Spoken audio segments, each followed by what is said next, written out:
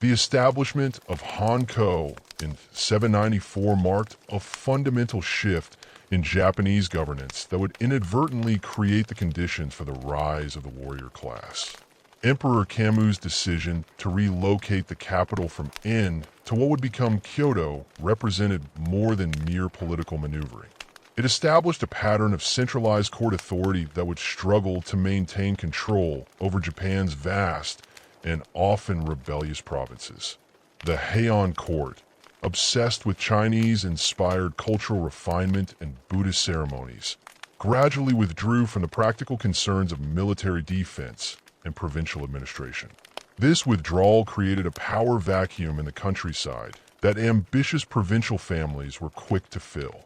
The court solution was to appoint local strong men as estate managers and tax collectors, granting them significant autonomy in exchange for maintaining order and ensuring revenue flow to the capital.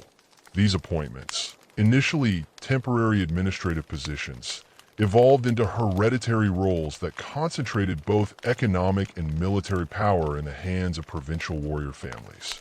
The court nobles, increasingly reluctant to leave their refined urban environment, became absentee landlords who relied entirely on these local administrators to manage their distant holdings. The transformation of these estate managers into a distinct warrior class occurred gradually through the 9th and 10th centuries. Unlike the conscript armies of the earlier Naro period, which had proven ineffective and costly, these provincial forces were composed of professional fighters who maintained their own equipment and horses.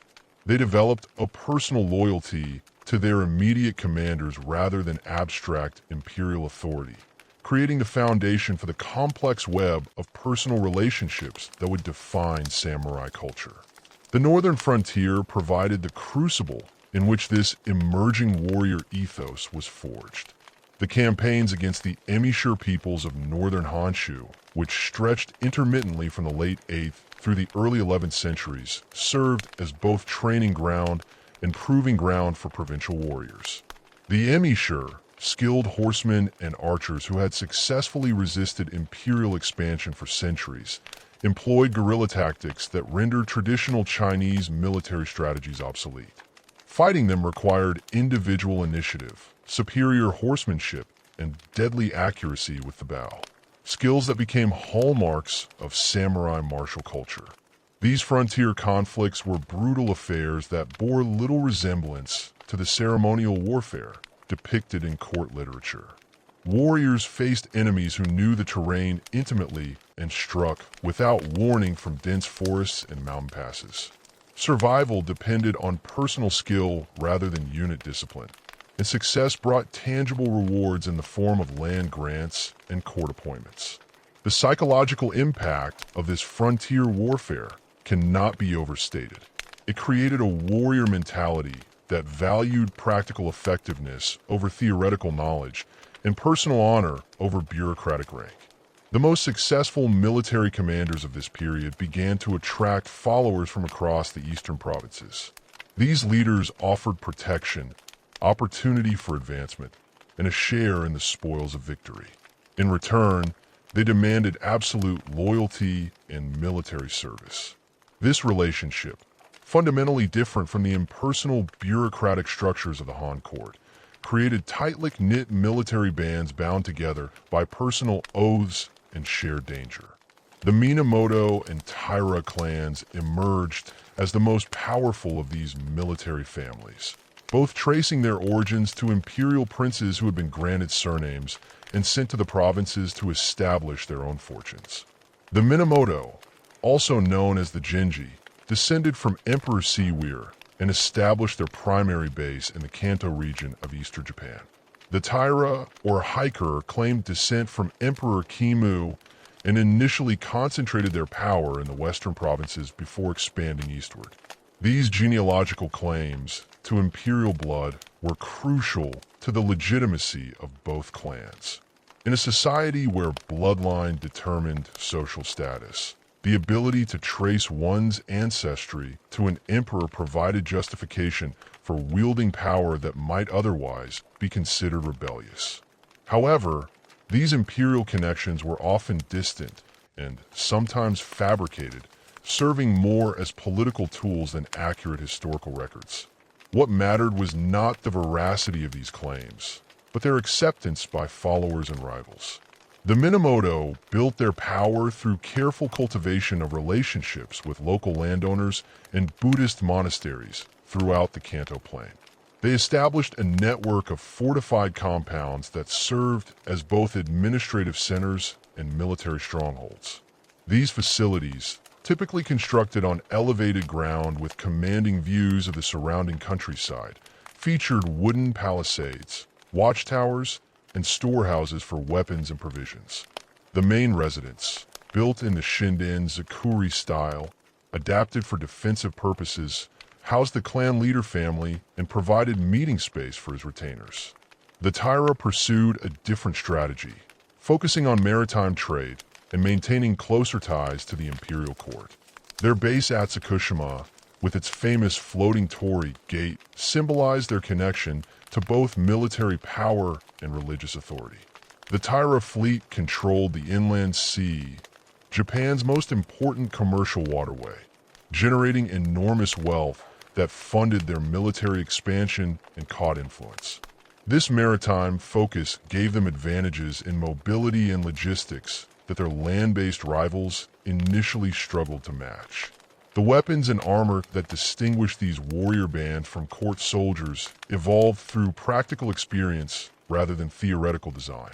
The primary weapon was the asymmetrical long bow, crafted from bamboo and wood in a composite construction that provided both flexibility and power. These bows, measuring over 2 m in length, could accurately deliver arrows at ranges exceeding 200 m. The arrows themselves were carefully crafted projectiles with specialized points designed for different purposes. Bodkin points for penetrating armor, broadheads for unarmored targets, and fire arrows for siege warfare. Mounted archery became the signature combat technique of the emerging samurai class. Warriors trained from childhood to shoot accurately while controlling their horses with their knees and reins, a skill that required years of practice to master. The ideal samurai horse was a sturdy animal, typically standing 13 to 14 hands high, bred for endurance and responsiveness rather than size. These horses, smaller than their continental counterparts, were perfectly suited to Japan's mountainous terrain and could navigate narrow mountain paths while carrying a fully equipped warrior. The armor of this period reflected both practical needs and aesthetic preferences. Early samurai armor, known as yoi, consisted of small iron or leather plates laced together with silk cords and lacquered for weather protection. The distinctive box-like chest piece provided excellent protection against arrows while allowing sufficient mobility for mounted combat. The helmet or kabuto featured a neck guard and face mask designed to deflect strikes while maintaining visibility. The entire ensemble, weighing approximately 25 kilograms, was designed to be worn for extended periods during long campaigns. Sword technology during this period was undergoing significant development. The curved single-edge blade that would become synonymous with the samurai was still evolving from earlier straight-bladed designs influenced by Chinese models. Master swordsmiths began developing the differential hardening techniques that created blades with hard cutting edges and flexible spines capable of maintaining their sharpness through extended combat while resisting breakage. These early swords, though not yet the artistic masterpieces of later periods, represented significant advances in metallurgy and craftsmanship. The tactical doctrine that emerged from frontier warfare emphasized individual prowess within a framework of coordinated action. Warriors would advance in loose formation, seeking opportunities to engage in single combat while maintaining awareness of their comrades' positions. The ideal engagement began with an exchange of arrows at long range, followed by mounted charges with spears or swords if the enemy closed distance.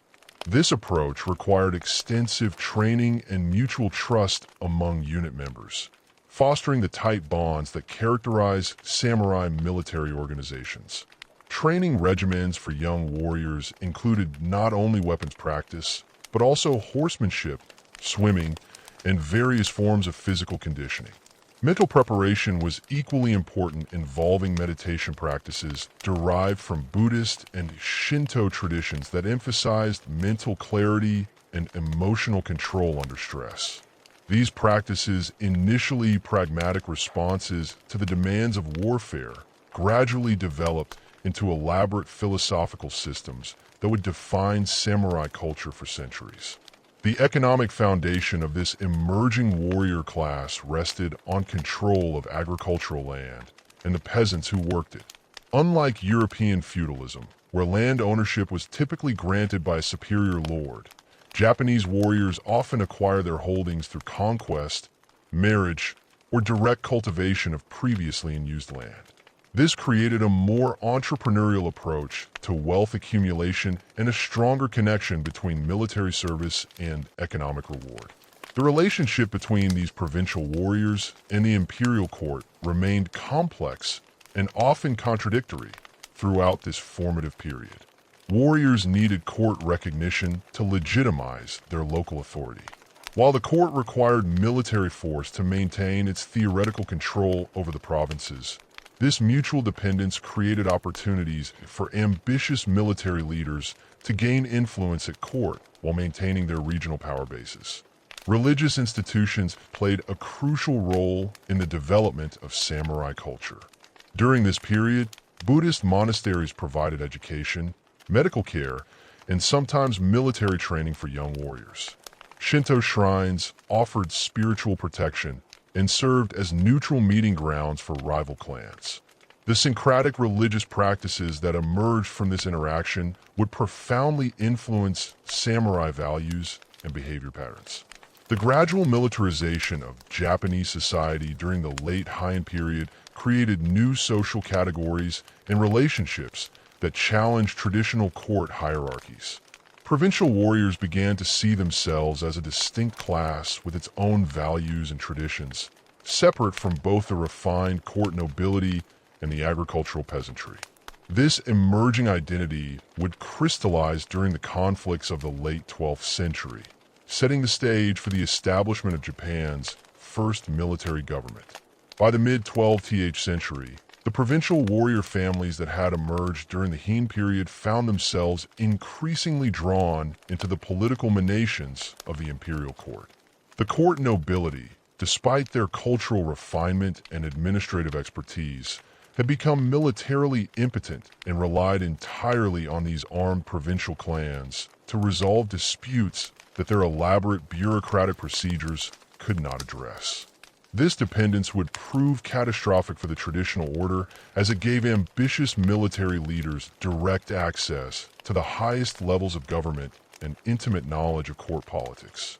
The first major indication that warriors had become indispensable to court politics came during the Hogan Rebellion of 1156. Emperor Toba's death triggered a succession dispute between his son, the retired Emperor Setoku, and his younger son, Emperor Gukawa. Both sides recruited military support from the Minamoto and Taira clans, marking the first time that samurai armies fought within the capital itself.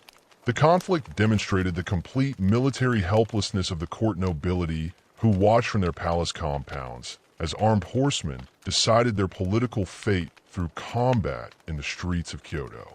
The Taira leader Tyranno Kiyomari aligned himself with Emperor Gasakawa, while a faction of the Minamoto supported the rival claimant. The decisive battle occurred at the Shirakawa Palace, where Minamoto Notame's exceptional archery skills became legendary. Contemporary accounts describe arrows that could penetrate multiple layers of armor and supposedly sink small boats with single shots. However, superior tactics and coordination gave victory to Kiyomori's forces, who surrounded the palace and set it ablaze, forcing their enemies to fight in the open, where numerical superiority proved decisive. The aftermath of the Hogan Rebellion established dangerous precedents that would reshape Japanese governance. For the first time, members of the imperial family were executed for political crimes, shattering the traditional taboo against harming those of imperial blood. More significantly, The victorious warriors received substantial rewards in the form of court appointments and land grants, demonstrating that military service could provide rapid advancement that would take generations to achieve through traditional bureaucratic channels. 3 years later, the Hyde Rebellion of 1159 further accelerated the militarization of court politics. Minamoto no Yoshitomo, seeking to recover his clan's position after their defeat in the Hogan conflict, allied with the ambitious court official Fujiwara Nobuori in an attempt to eliminate Taira influence. Their conspiracy began with the kidnapping of Emperor Niju and the retired Emperor Gasakawa during Kayamori's absence from the capital on a pilgrimage to Kano. The rebels initially achieved complete surprise, seizing control of the imperial palace and key government buildings throughout Kyoto. However, their failure to immediately eliminate their primary target proved fatal. Kiyomori, informed of the coup while traveling, managed to return to the capital with a substantial force and began systematically recapturing strategic positions. The decisive engagement occurred at the Rakura district, where the Taira had established their primary compound. Yoshitomo's forces, despite fighting with desperate courage, were overwhelmed by superior numbers and Kiyomori's tactical acumen. The defeat of the Minamoto in the High Rebellion seemed to establish Taira dominance permanently. Kiyomi executed most of the adult male members of the rival clan, sparing only Yoshitomo's youngest sons due to their age. This decision, influenced by Buddhist concepts of mercy and the intervention of Kayamori's stepmother, would prove strategically disastrous. The 3 surviving boys, Yoritomo, Norori, and Yoshitsune, were sent into exile in different regions where they would spend the next 20 years building the network of relationships that would eventually destroy Taira power.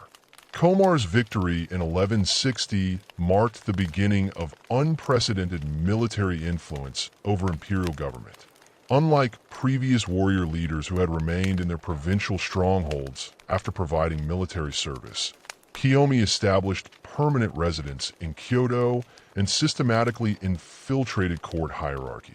He arranged marriages between his daughters and members of the imperial family, secured high court ranks for his sons and relatives, and gradually replaced traditional court officials with Taira appointees.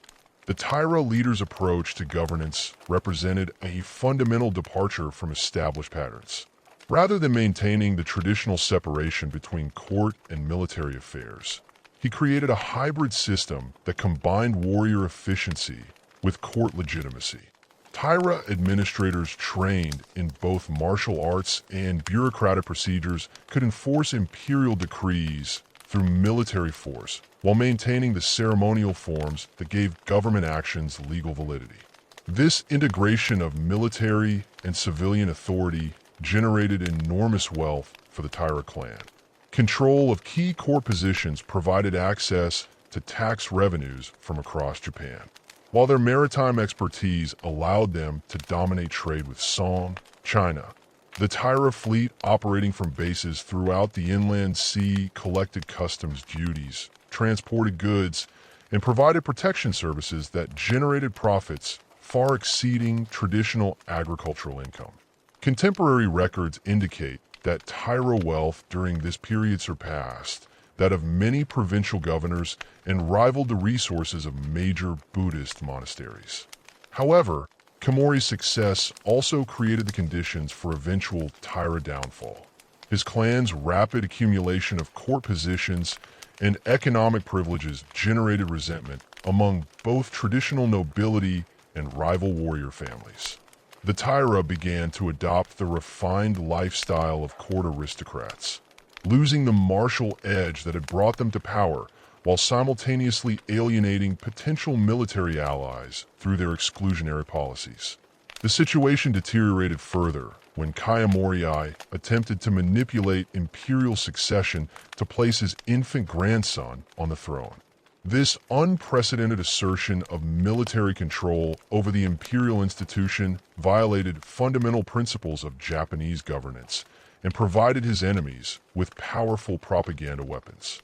Even supporters began to question whether the Taira had abandoned their warrior identity in pursuit of court luxury and political power. By 1180, opposition to Taira rule had coalesced around Prince Mohido, son of the retired Emperor Gasawa. The prince's call for armed resistance against Kiyomori's government provided the legal justification that provincial warriors needed to justify rebellion against the established order. More importantly, the uprising offered an opportunity for the exiled Minamoto survivors to reclaim their ancestral position and avenge their clan's earlier defeats. Minamoto no Yoritamo, who had spent 2 decades in exile in the Aiyu Peninsula under the supervision of the Hojo family, received Prince Machihido's call to arms in the 8th month of 1180. His response demonstrated the strategic acumen that would characterize his entire career. Rather than immediately launching a desperate assault against superior Taira forces, Yoritamo began methodically building a coalition of eastern warriors who shared grievances against Kiyomori's government. The Jini War began with Yoritamo's uprising at Yamakita in Sagami Province. His initial force consisted of fewer than 300 mounted warriors, primarily drawn from his Hojo relatives and their immediate retainers. This modest beginning reflected the careful calculation that would distinguish Yoritamo's strategy throughout the conflict. Unlike previous rebellions that relied on dramatic gestures and rapid victories, he planned a methodical campaign that would gradually expand his power base, while avoiding premature confrontations with superior enemy forces. The first major engagement occurred at the Battle of Ashibashiyama, where Yoritamo's small army encountered a much larger Taira force under Obakajechika. The battle demonstrated both the tactical sophistication of late hair and warfare and the importance of intelligence networks in determining outcomes. Fighting in mountainous terrain during a heavy rainstorm, both sides struggled with visibility and communication problems that fragmented their formations into numerous small unit actions. The Minamoto forces, despite fighting with desperate courage, were overwhelmed by superior numbers and forced to retreat into the dense forests of the Hakone Mountains. Yoritomo himself narrowly escaped capture, hiding in a hollow tree while Taira search parties passed within meters of his position. This near disaster taught him of valuable lessons about the limitations of conventional warfare and the importance of maintaining secure base areas that could provide refuge during temporary setbacks. Rather than attempting to rebuild his shattered army immediately, Yoritomo crossed to the Awa province on the Boso Peninsula, where he began the patient work of coalition building that would ultimately bring him victory. His approach differed fundamentally from traditional warrior leadership patterns. Instead of demanding immediate military service based on personal loyalty or feudal obligation, he offered potential allies concrete benefits in the form of land grants, court appointments, and protection from Taira retaliation. The Kanto region proved receptive to Yoritomo's message for several specific reasons that reflected broader tensions within Hagan society. Many local warrior families had been excluded from the benefits of Taira rule despite their military service during earlier conflicts. The concentration of court positions and economic privileges within Komori's immediate family had created a growing class of ambitious but frustrated provincial leaders who saw rebellion as their only path to advancement.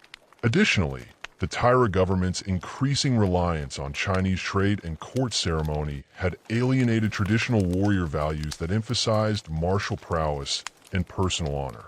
Many Eastern warriors viewed Kiyomori's adoption of court customs as a betrayal of samurai principles and worried that continued Taira dominance would eliminate opportunities for military advancement entirely.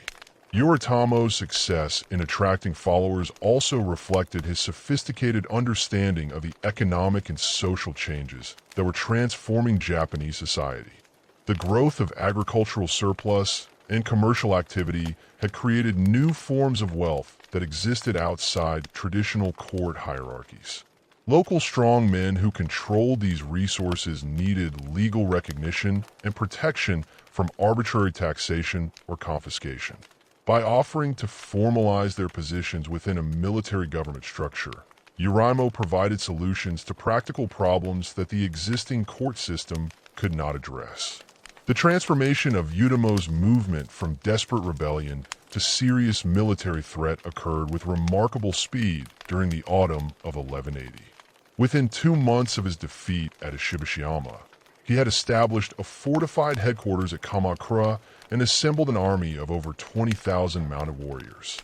This rapid expansion reflected both his personal charisma and the depth of anti-Taira sentiment throughout the eastern provinces. Kamakura's selection as Yoritomo's capital demonstrated strategic thinking that would characterize his entire approach to governance. The location, surrounded by mountains on 3 sides and facing Sagami Bay to the south, provided natural defensive advantages that would be difficult for enemies to overcome. The site also offered symbolic benefits, as it had been the stronghold of an earlier Minamoto ancestor, Minamoto no Yurino, connecting Yoritomo's rebellion to his clan's historical claims to leadership in the Kanto region. The establishment of the Kamakura headquarters marked a fundamental shift in the nature of the conflict. Rather than simply seeking to replace Taira officials with Minamoto appointees within the existing court system, Yoritomo began creating parallel governmental institutions that operated independently of Kyoto's authority. He appointed his own provincial governors, established courts to resolve disputes among his followers, and created administrative systems to manage the territories under his control. This governmental experimentation attracted attention from warrior families throughout Japan who had grown frustrated with the limitations of court-based advancement systems. The Minamoto offered merit-based promotion, direct access to leadership, and the opportunity to participate in creating new institutional structures. These incentives prove particularly attractive to younger sons of established families who face limited prospects under traditional inheritance patterns. Meanwhile, Kayam's response to the growing rebellion revealed the strategic weaknesses that would ultimately doom Taira rule. Rather than immediately mobilizing the full resources of his government to crush the uprising, he initially treated it as a minor provincial disturbance that could be resolved through conventional police action. This miscalculation allowed Yoritomo crucial time to consolidate his position and attract additional supporters. When Chiari finally recognized the seriousness of the threat, his military response was hampered by the very success that had brought the Taira to power. 2 decades of court life had softened many Taira warriors and separated them from the harsh realities of provincial warfare. Their equipment, tactics, and leadership had become oriented towards ceremonial functions rather than practical combat effectiveness. More fundamentally, the Taira faced a strategic dilemma that would plague them throughout the conflict. Their power base remained concentrated in western Japan and the Inland Sea region. While the rebellion had gained control of the economically vital Kanto plain, any attempt to suppress the uprising required extended campaigns in unfamiliar territory against enemies who enjoyed local support and intimate knowledge of the terrain. The first major Taira offensive against Yoritomo's stronghold began in early 1181 under the command of Taira no Korps. The expedition demonstrated both the continued military potential of the Taira and the tactical advantages that defensive positions provided to determined defenders. Korps Moriai's army, estimated at over 70,000 men, represented one of the largest military forces assembled in Japan during the Heian period. However, the campaign quickly encountered logistical problems that would characterize much of the Genpei War. Supplying such a large force during winter months proved extremely difficult, particularly when operating in territory where the local population supported the enemy. Minamoto guerrilla attacks on supply convoys and the systematic destruction of food stores forced Kuroiai to divide his army into smaller, more vulnerable units. The decisive engagement occurred at the Fujiwa, where Minamoto forces under Yoritomo's brother, Yoshitsune, achieved complete tactical surprise. The battle began before dawn, when Yoshitsun's cavalry charged through a flock of waterfowl roosting near the Taira camp. The sudden noise of thousands of birds taking flight created panic among the Taira forces who mistook the sound for a massive enemy attack. In the confusion that followed, much of Kotomori's army fled without offering serious resistance. The Battle of Fujikawa marked the beginning of Minamoto's strategic superiority that would characterize the remainder of the war. Yoritomo's forces had demonstrated their ability not only to defend their territorial base, but to defeat major Taira offensives through superior tactics and local knowledge. More importantly, the victory established the Minamoto reputation for military effectiveness that would attract additional supporters and demoralize potential enemies. The establishment of Yoritomo's military government at Kamakura represented more than a simple change of leadership. It marked the beginning of a revolutionary transformation in Japanese governance that would endure for nearly 7 centuries. However, the death of the first shogun in 1199 created an immediate succession crisis that threatened to destroy the Nin warrior government before it could fully consolidate its authority. Yoritomo's eldest son, Minamoto Nor, inherited the shogunal title at age 17, but lacked both his father's political acumen and the personal relationships that had held the Eastern warrior coalition together. The Hojo family, who had served as Yoritomo's most trusted advisors and whose daughter Masako had married the shogun, moved quickly to preserve the Kamakura system while securing their own position within it. Hojo no Tokumasa, Masako's father, assumed the newly created position of shuriken or regent, effectively controlling governmental functions while maintaining the fiction of Minamoto rule. This arrangement reflected the complex legitimacy requirements of medieval Japanese politics, where actual power often operated through layers of delegation and ceremonial authority. The Hojo Regency faced immediate challenges from rival warrior families who had expected greater rewards for their service during the Genpei War. The Wada family, who controlled significant military forces in the Kanto region, openly questioned whether the Hojo possessed sufficient martial credentials to lead the warrior government. These tensions erupted into open conflict during the Kinin Rebellion of 1203, when Yuri attempted to assert direct control over military appointments and land grants. The rebellion revealed the fundamental instability that plagued early Kamakura governance.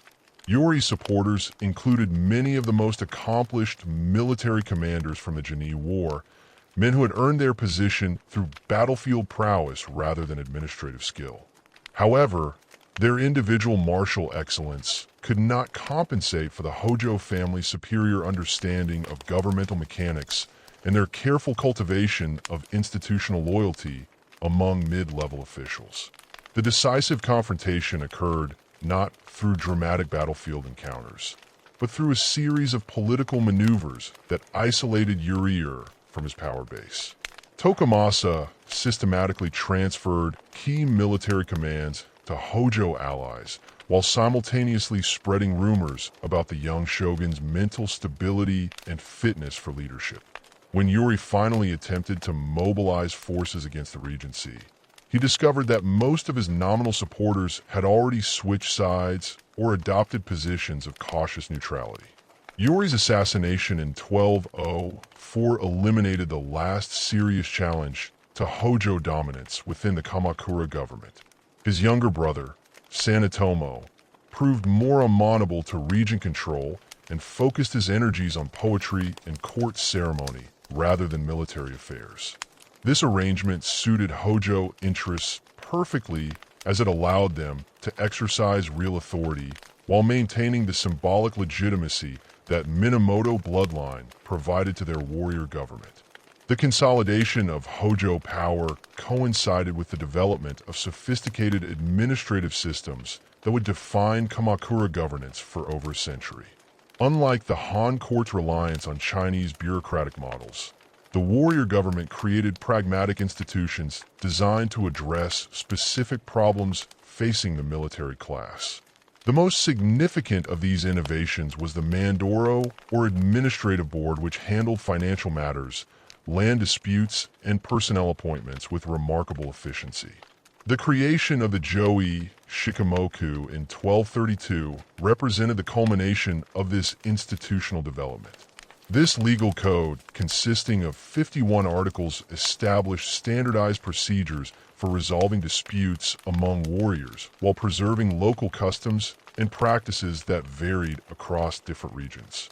Unlike earlier Japanese legal codes that attempted to impose uniform Chinese-derived regulations throughout the country, the Joishiki Maku recognized the diversity of local conditions and provided flexible frameworks for addressing them.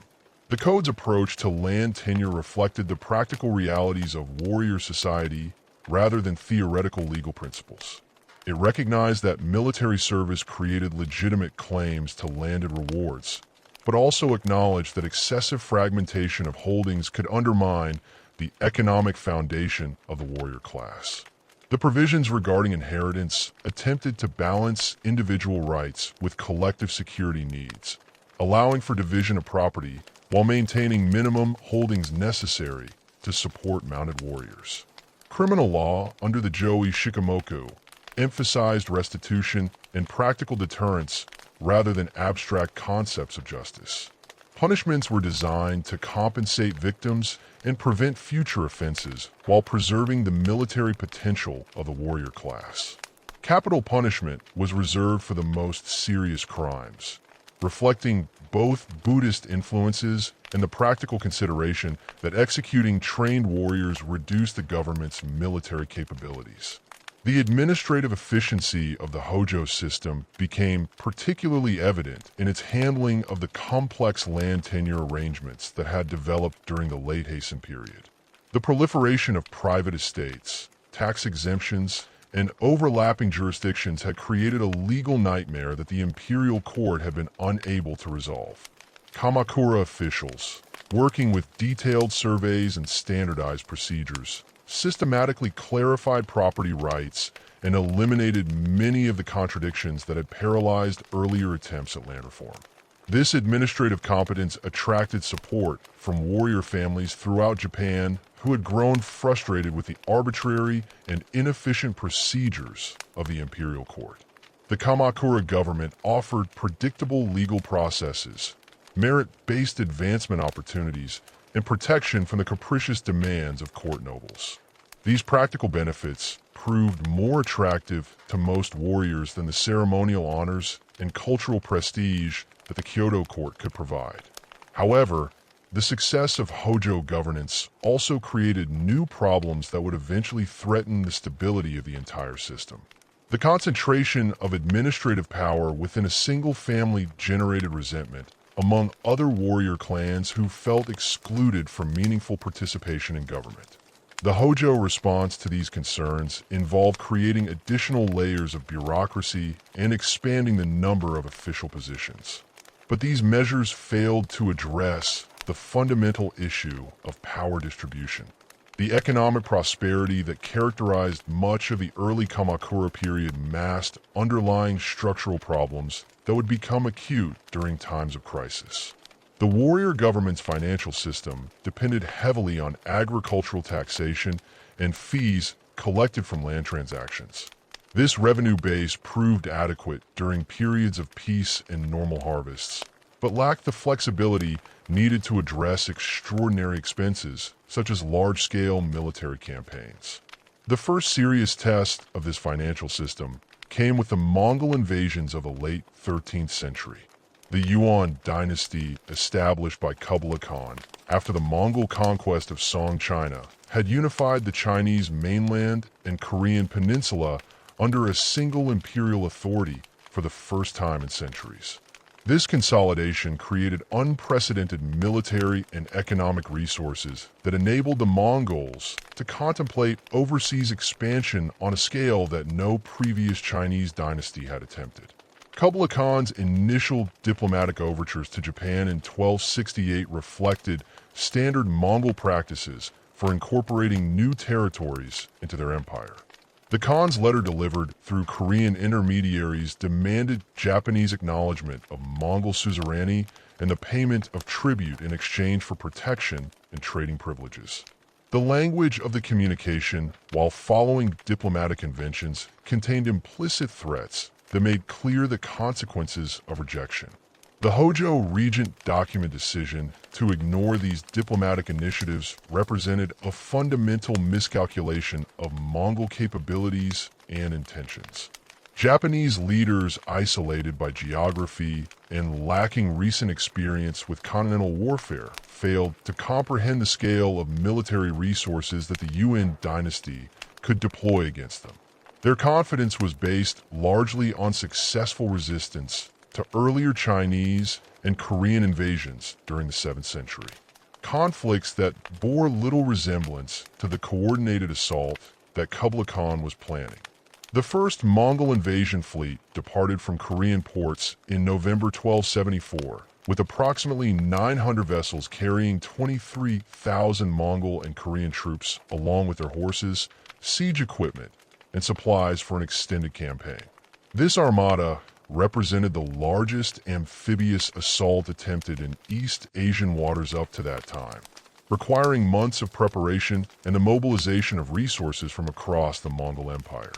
The invasion force initially targeted Tsushima and Iki Islands, which served as stepping stones between Korea and Kyushu. The defenders of these remote outposts, numbering fewer than 200 warriors total, fought with desperate courage, but were quickly overwhelmed by superior numbers and unfamiliar weapons. The Mongol forces employed Chinese-manufactured crossbows, explosive bombs, and coordinated infantry tactics that proved devastatingly effective against traditional Japanese mounted archery. The main Mongol landing occurred at Hakata Bay on the northwestern coast of Kyushu, where local Kyushu warriors had assembled to resist the invasion. The Japanese defenders, led by members of the Shinzo Aotomo and Kikuchi families, numbered approximately 10,000 mounted warriors, supported by a Shigeru-foot soldiers and local militia units. Their tactical approach reflected centuries of experience in individual combat and small unit actions, but proved inadequate against the disciplined formations and coordinated tactics employed by the invaders. The Battle of Hakata Bay exposed fundamental weaknesses in traditional samurai warfare that would force comprehensive tactical reforms during subsequent decades. Japanese warriors approach combat as a series of individual duels between mounted opponents, beginning with formal challenges and exchanges of arrows before closing to sword range. This approach, suitable for conflicts between warrior bands with similar training and equipment, proved suicidal against enemies who fought as coordinated units and ignored traditional combat etiquette. Mongol military doctrine emphasized overwhelming firepower delivered through mass archery, followed by coordinated charges designed to break enemy formations rather than engage in individual combat. Their composite bows, manufactured according to standardized specifications, possessed greater range and penetrating power than Japanese weapons. More importantly, Mongol archers were trained to shoot in volleys that created killing zones rather than seeking individual targets, maximizing the psychological impact of their attacks. The explosive bombs employed by the Mongol forces represented a technological innovation that Japanese defenders had never encountered. These ceramic containers filled with gunpowder and metal fragments were designed to create panic among enemy horses and disrupt cavalry formations. Contemporary Japanese accounts describe the terrifying noise and destructive effects of these weapons, which seemed to violate natural laws and suggested supernatural intervention on behalf of the invaders. Despite these technological and tactical disadvantages, the Japanese defenders inflicted significant casualties on the Mongol forces through desperate courage and intimate knowledge of local terrain. Fighting in the narrow coastal plain between Hakata Bay and the mountains of interior Kyushu, they used Tandran tactics and nighttime raids to harass enemy supply lines and prevent the invaders from establishing secure base camps. The withdrawal of the Mongol fleet after only 2 days of fighting resulted from a combination of factors that included both military setbacks and environmental challenges. The invasion force had expected to achieve rapid victory through superior tactics and equipment, but encountered more determined resistance than anticipated. Additionally, seasonal weather patterns in the Korea Strait made extended naval operations extremely hazardous, particularly for heavily loaded transport vessels operating close to unfamiliar coastlines. The famous typhoon that allegedly destroyed much of the Mongol fleet during its withdrawal appears to have been a later embellishment of actual events. Contemporary records suggest that stormy weather did cause some ship losses, but the primary factor in the invasion's failure was the inability to establish secure beachheads and supply lines necessary for sustained operations. The Mongol commanders experienced in continental warfare underestimated the logistical challenges involved in amphibious operations against a defended coastline. The aftermath of the first invasion attempt created a crisis of confidence within the Kamakura government that would have lasting consequences for the warrior class.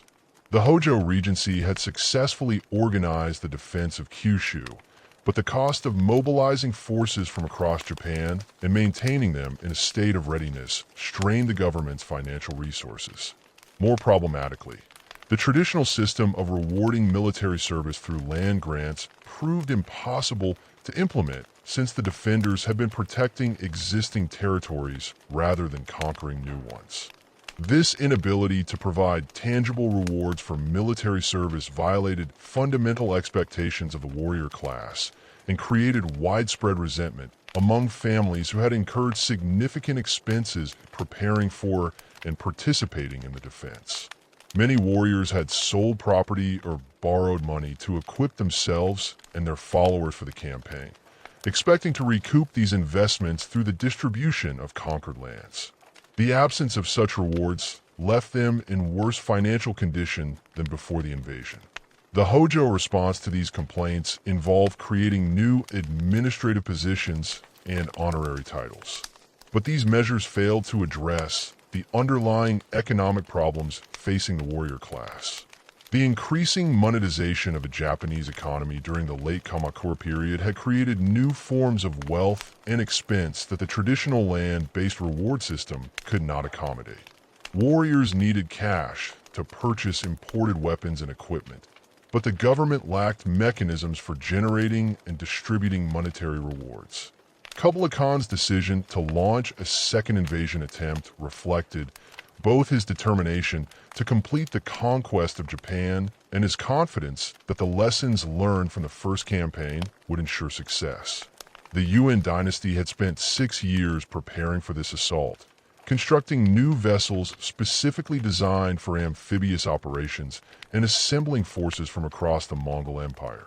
The scale of preparation dwarfed that of the earlier invasion and represented one of the largest military undertakings in medieval history. The second invasion fleet, departing in 1281, consisted of 2 separate armadas that were intended to converge on Kyushu from different directions. The Eastern Route army launching from Korean ports included approximately 40,000 Mongol, Korean, and Northern Chinese troops transported in 900 vessels. The Southern Route army, departing from ports in southern China, carried 100,000 troops, primarily former Song Chinese soldiers in over 3,500 ships of various sizes. This massive undertaking required unprecedented coordination between different regions of the Mongol Empire and demonstrated the administrative capabilities that had enabled the Yuan dynasty to govern the world's largest contiguous empire. The logistics of assembling, equipping, and transporting such enormous forces across hundreds of miles of ocean represented achievements in military organization that would not be surpassed until the modern era. The Japanese response to this second invasion attempt revealed significant improvements in both defensive preparations and tactical doctrine. The Kamakura government had used the intervening years to construct fortifications along the Kyushu coastline, including a stone wall that extended for several kilometers along Kakata Bay. This barrier, built through the mobilization of labor from across Western Japan, represented a fundamental shift from the mobile defense tactics that had characterized the first invasion. More importantly, Japanese warriors had adapted their fighting methods to address the tactical challenges revealed during the earlier conflict. They abandoned the individual combat techniques that had proved ineffective against coordinated enemy formations and developed new approaches that emphasized coordinated unit actions and the use of terrain to offset enemy advantages in equipment and numbers. The successful defense against the second Mongol invasion had exhausted the Kamakura government's financial reserves and exposed fundamental weaknesses in its reward system that would prove impossible to resolve. By the early 14th century, the Hojo Regency faced mounting pressure from warrior families who had received neither compensation for their military service nor adequate protection from the economic hardships that plagued much of Japan. The increasing monetization of the economy had created new forms of debt and financial obligation that the traditional land-based governance system could not address effectively. Emperor Goto's accession to the throne in 1318 coincided with this growing crisis of warrior confidence in the Kamakura system. Unlike his predecessors who had accepted their ceremonial role within the dual structure of imperial and military authority, Goto possessed genuine political ambitions and a sophisticated understanding of the weaknesses that plagued the Hojo government. His court attracted disaffected warriors, ambitious court nobles, and Buddhist monks who shared grievances against the established order. The emperor's initial attempts at direct rule, known as the Meiji Restoration, began with careful preparation and coalition building that demonstrated considerable political acumen. Goto recognized that successful rebellion required more than imperial legitimacy. It needed military force capable of defeating the professional warriors who served the Kamakura government. His recruitment efforts focused on warrior families who'd been excluded from Hojo patronage networks and younger sons of established clans who faced limited advancement prospects under the existing system. The Genko War erupted in 1331 when God's conspiracy was discovered by Kamakura intelligence networks. The emperor's flight to Mount Kasagi, where he established a fortified position defended by warrior monks from nearby Inryaku-ji Temple, marked the beginning of a conflict that would fundamentally transform Japanese political structures. The mountain stronghold, protected by steep approaches and dense forests, provided an ideal base for the guerrilla warfare tactics that would characterize much of the subsequent fighting. The Hojo response to this imperial rebellion revealed the extent to which their military capabilities had deteriorated during the peaceful decades following the Mongol invasions. The warrior families who had once provided reliable military service had become increasingly independent and were reluctant to commit substantial resources to campaigns that offered little prospect of material reward. Many regional strongmen adopted positions of cautious neutrality, waiting to see which side would emerge victorious before committing their forces. The siege of Mount Kasagi demonstrated both the strengths and limitations of traditional Japanese siege warfare. The attacking forces led by Hojo loyalists possessed overwhelming numerical superiority but lacked the specialized equipment and techniques necessary for reducing fortified positions. Their attempts to storm the mountain defenses resulted in heavy casualties and minimal territorial gains, while the defenders used their elevated positions and knowledge of local terrain to inflict disproportionate losses on the attackers. The capture of Emperor Goto in 1332, achieved through treachery rather than military assault, appeared to end the rebellion and restore Hojo authority. However, the emperor's subsequent exile to the Oki Islands created a powerful symbol of resistance that attracted additional supporters to the imperial cause. More significantly, his absence from the capital allowed ambitious military commanders to claim they were acting in his name while pursuing their own territorial and political objectives.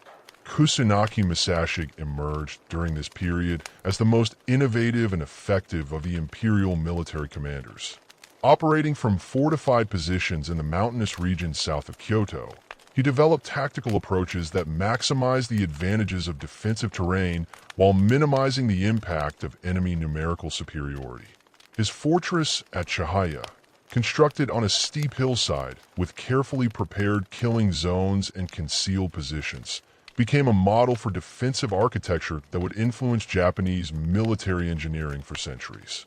The siege of Chihaya in 1333 exposed the tactical obsolescence of traditional Kamakura military doctrine. The attacking forces employing conventional approaches that emphasized mounted charges and individual combat found themselves unable to make meaningful progress against defenders who used coordinated archery, concealed positions, and carefully timed counterattacks.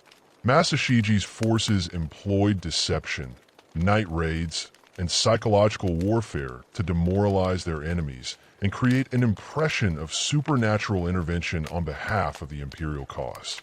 The defection of Ashikaga Takawa represented the decisive turning point in the Genko War and the beginning of the end for Kamakura authority.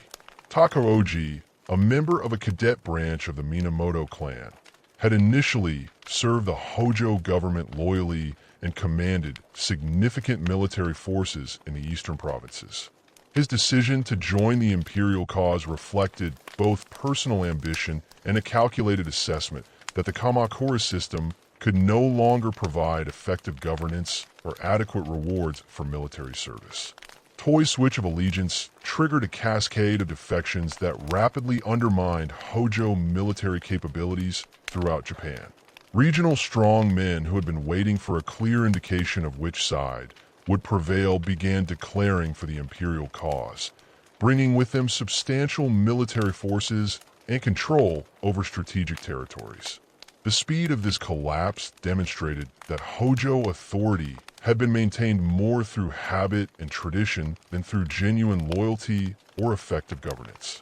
The fall of Kamakura in 1333 marked the end of the first warrior government and the beginning of a complex period of political experimentation that would last for over 2 centuries.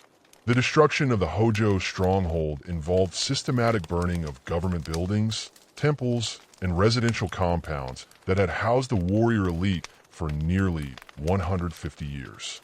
Contemporary accounts describe the smoke from these fires as visible from distances of over 30 kilometers, symbolizing the complete elimination of the old order. Emperor Gadago's return to Kyoto and the establishment of direct imperial rule initially appeared to fulfill the goals of the anti-Amakura coalition. However, the emperor's vision of centralized government based on Chinese models proved incompatible with the decentralized realities of 14th century Japan.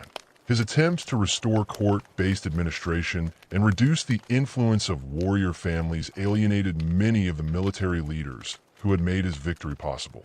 The Meiji Restoration's failure to address the fundamental problems that had undermined the Kamakura system became apparent within months of its establishment. The emperor's government lacked both the financial resources and administrative machinery necessary to govern Japan's diverse regions effectively. More critically, Goto's emphasis on court ceremony and Chinese-inspired bureaucracy ignored the practical needs of the warrior class that had become the dominant force in Japanese society. Ashikaga Takaji's rebellion against the imperial government in 1335 reflected both personal ambition and genuine disagreement about the proper structure of Japanese governance. Takai argued that effective rule required the participation of warrior families and the recognition of their legitimate interests in land ownership and military command. His political program, while self-serving, addressed real concerns about the sustainability of purely court-based government in a society that had been fundamentally transformed by over a century of warrior rule. The conflict between Teoji and the imperial forces led by Nitada Yoshi created the conditions for the complex period known as Nanboku-cho, or the era of northern and southern courts. This division occurred when Goto fled Kyoto with the imperial regalia and established an alternative court in the mountainous Yoshino region south of the capital. Takagi, meanwhile, installed a rival emperor from a different branch of the imperial family and established his military headquarters in Kyoto. The existence of two competing imperial courts created unprecedented legitimacy problems that divided warrior families throughout Japan. Unlike previous conflicts where rival claimants represented different branches of the same political system, the northern and southern courts embodied fundamentally different approaches to governance and the relationship between imperial authority and warrior power. This ideological dimension gave the conflict an intensity and duration that purely dynastic disputes rarely achieved. The geographical distribution of support for each court reflected underlying regional differences that had been developing throughout the Kamakura period. The southern court attracted support primarily from the mountainous regions of central Japan, where warrior families had maintained greater independence from Kamakura authority and possessed strong traditions of resistance to centralized control. The northern court, backed by Ashikaga military power, dominated the plains regions and major population centers where effective governance required administrative efficiency and economic coordination. The military campaigns of the Namboka-cho period were characterized by their extended duration and inconclusive results. Unlike the decisive battles of earlier conflicts, engagements during this era typically involved prolonged sieges, guerrilla warfare, and shifting alliances that prevented either side from achieving permanent victory. The mountainous terrain of central Japan favored defensive tactics and made it extremely difficult for either court to eliminate its rival completely. Ashikaga Takawi's establishment of a shogunate in 1338 represented an attempt to create a new synthesis between imperial legitimacy and warrior governance. Unlike the Kamakura system, which had maintained the fiction of serving the emperor while exercising independent authority, the Ashikaga shogunate sought explicit imperial recognition for its governmental functions. This approach reflected both Towie's political sophistication and his understanding that sustainable authority required some form of ceremonial legitimacy. The Ashikaga governmental system, centered in Kyoto rather than a separate military capital, represented a fundamental departure from Kamakura precedents. By establishing their headquarters in the imperial capital, the Ashikaga shoguns positioned themselves as partners rather than rivals of the court nobility. This arrangement created opportunities for cultural exchange and political cooperation, but also exposed the warrior government to the factional disputes and ceremonial obligations that had paralyzed earlier court-based administrations. The development of the Shugo Daimyo system under Ashikaga rule reflected both practical necessity and conscious policy choices that would have profound consequences for Japanese political development. The Shugo, originally appointed as temporary provincial governors with limited authority, gradually evolved into powerful regional lords who exercised comprehensive control over their territories. This transformation occurred partly through deliberate Ashikaga policy, which granted expanded powers to loyal supporters, and partly through the practical requirements of governing during a period of continuous warfare. The Shugo Daimyo differed fundamentally from earlier forms of provincial authority in both the scope of their powers and their relationship to central government.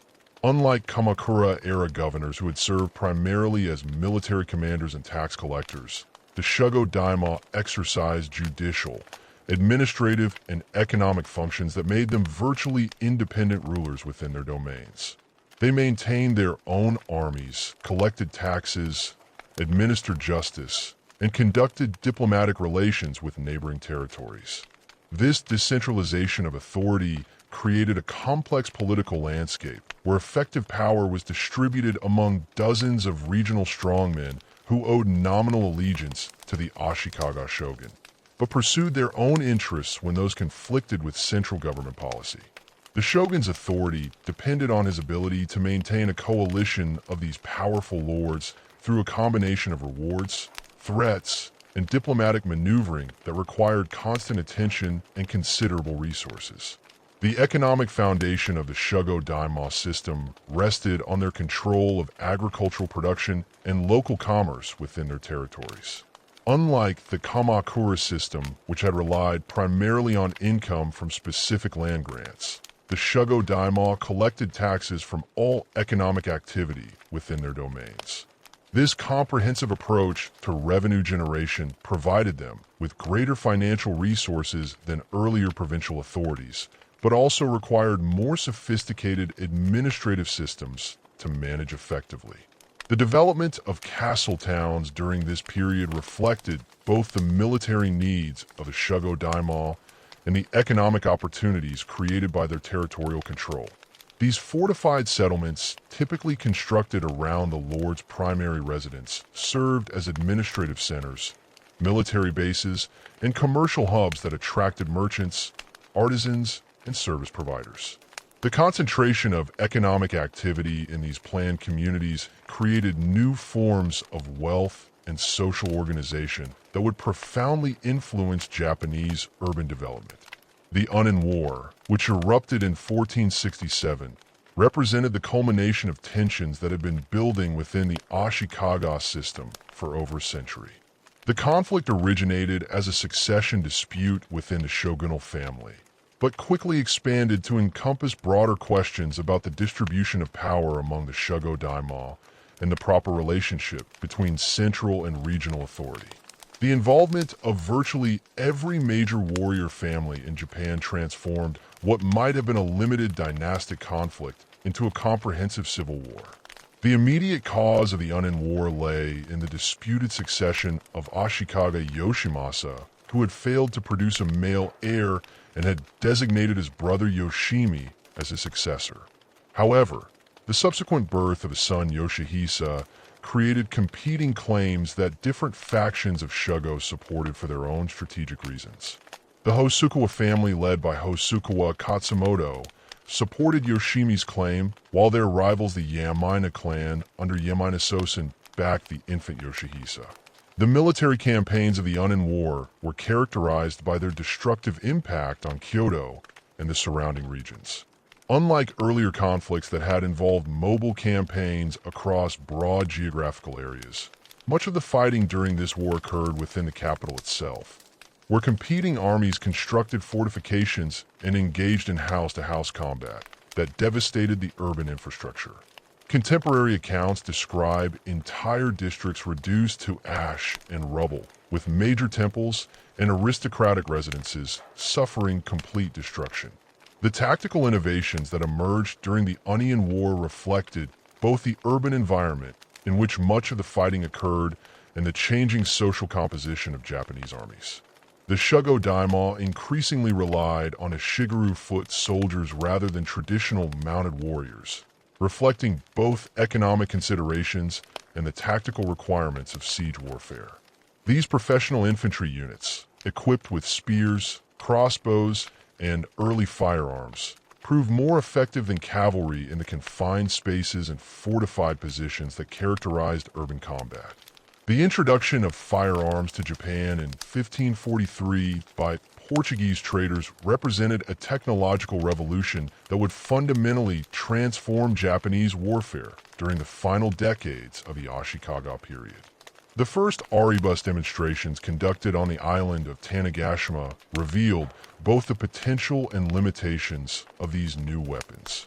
While early firearms possessed greater penetrating power than traditional bows and required less training to use effectively, they were also slow to reload, unreliable in wet weather, and produced smoke that revealed the shooter's position.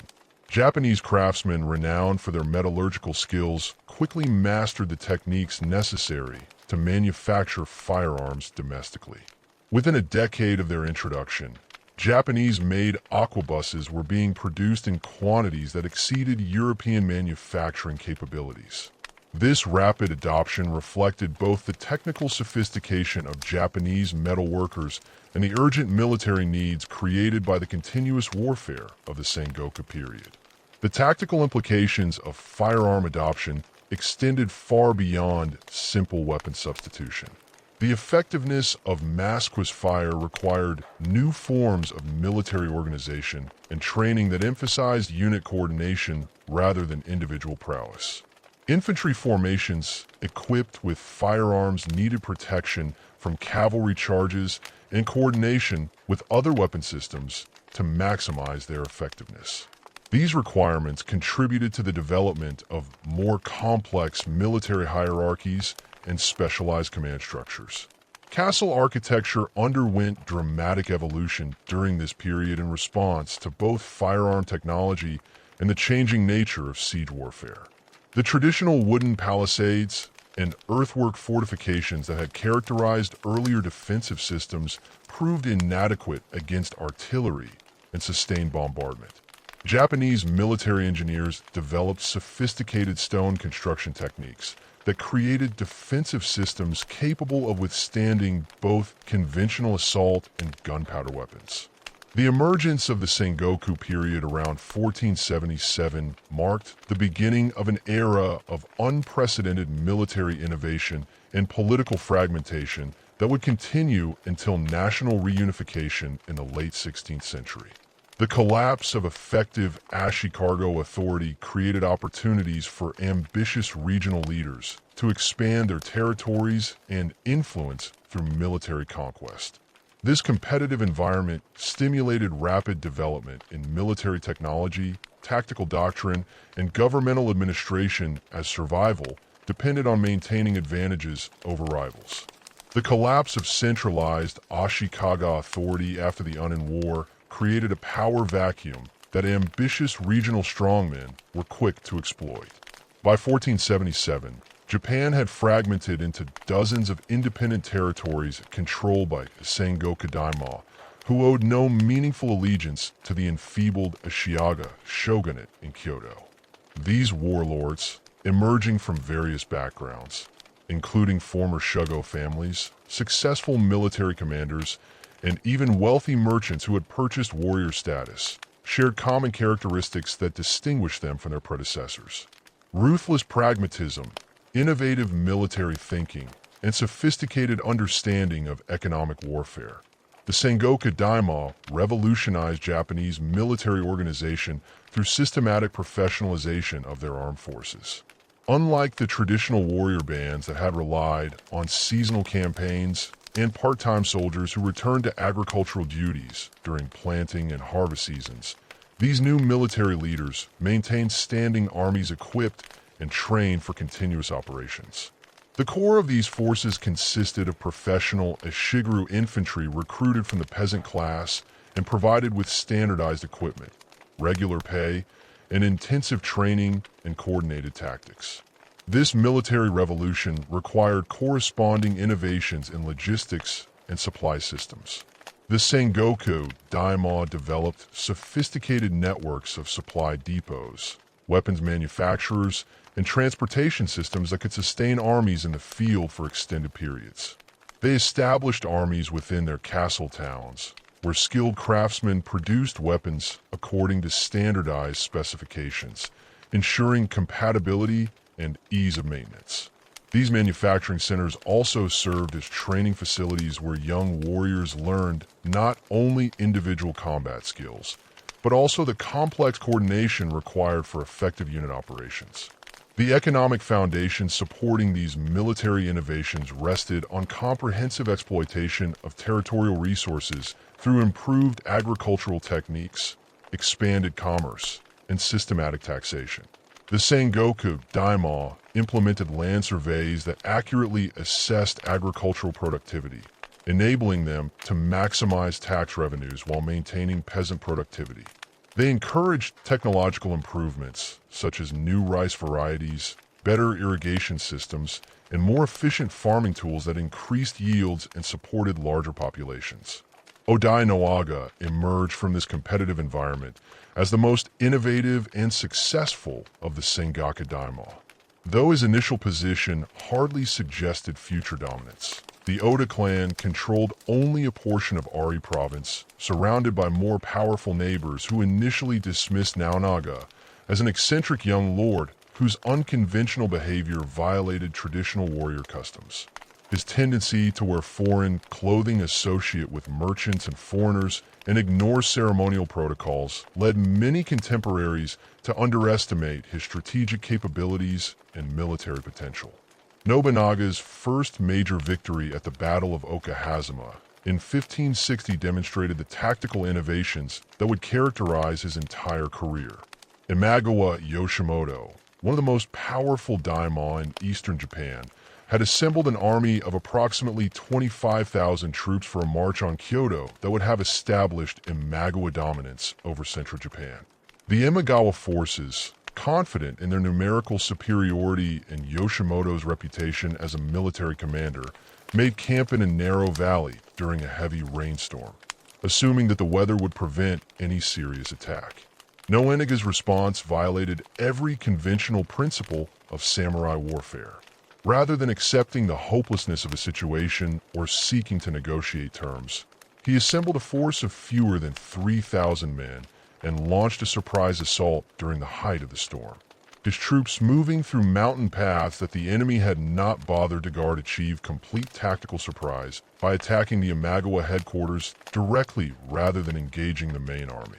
The assault, coordinated to coincide with a lightning strike that created additional confusion, resulted in Yoshimoto's death and the complete collapse of Imagawa authority in the region. The victory at Okahaza established Nobunaga's reputation for tactical brilliance and demonstrated his willingness to employ unconventional methods that traditional warriors found dishonorable. His use of detailed intelligence networks, careful timing, and concentration of force against enemy weak points became hallmarks of his strategic approach. More importantly, the battle revealed his understanding that decisive victory required the elimination of enemy leadership rather than the gradual attrition that characterized most contemporary conflicts. Nobunaga's subsequent campaigns against the Buddhist warrior monasteries represented perhaps his most controversial but strategically necessary actions. The great temple complexes of Mount Heir, Ishiyama Hongan-ji, and Nagoro-ji had evolved into independent military powers that controlled extensive territories and maintained armies capable of challenging secular authorities.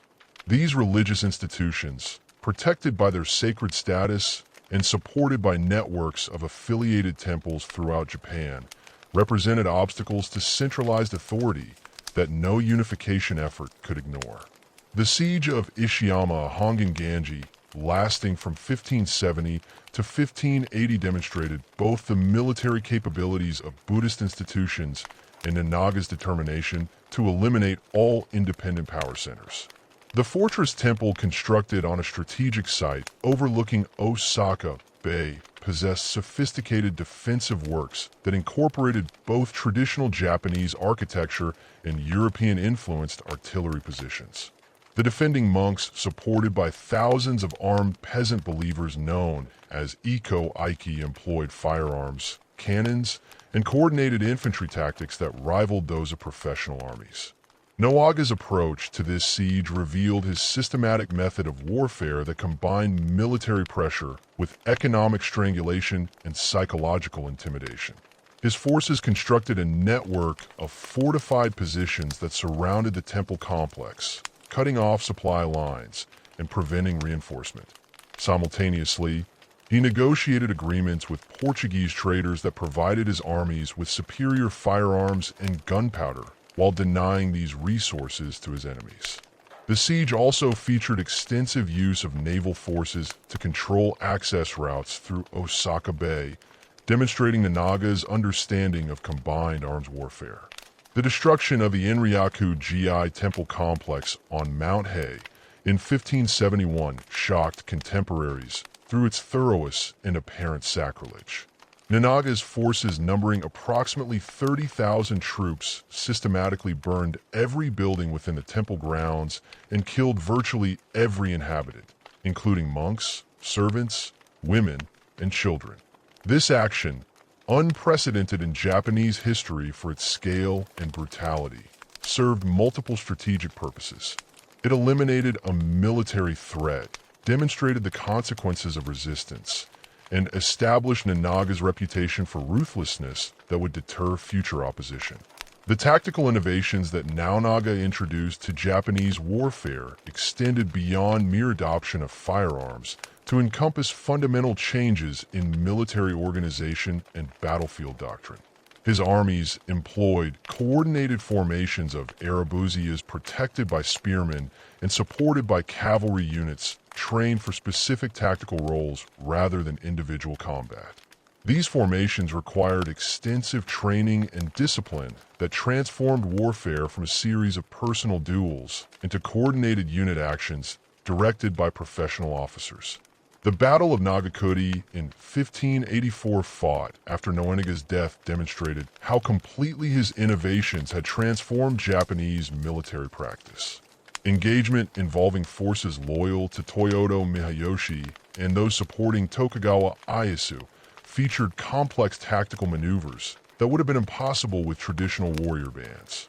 Both armies employed coordinated infantry formations, artillery support, and cavalry charges timed to exploit enemy weaknesses created by firearm volors. The battle's outcome depended on superior coordination and tactical flexibility rather than individual martial prowess. Nobunaga's use of professional armies rather than traditional warrior levies represented a fundamental transformation in the social basis of Japanese military power.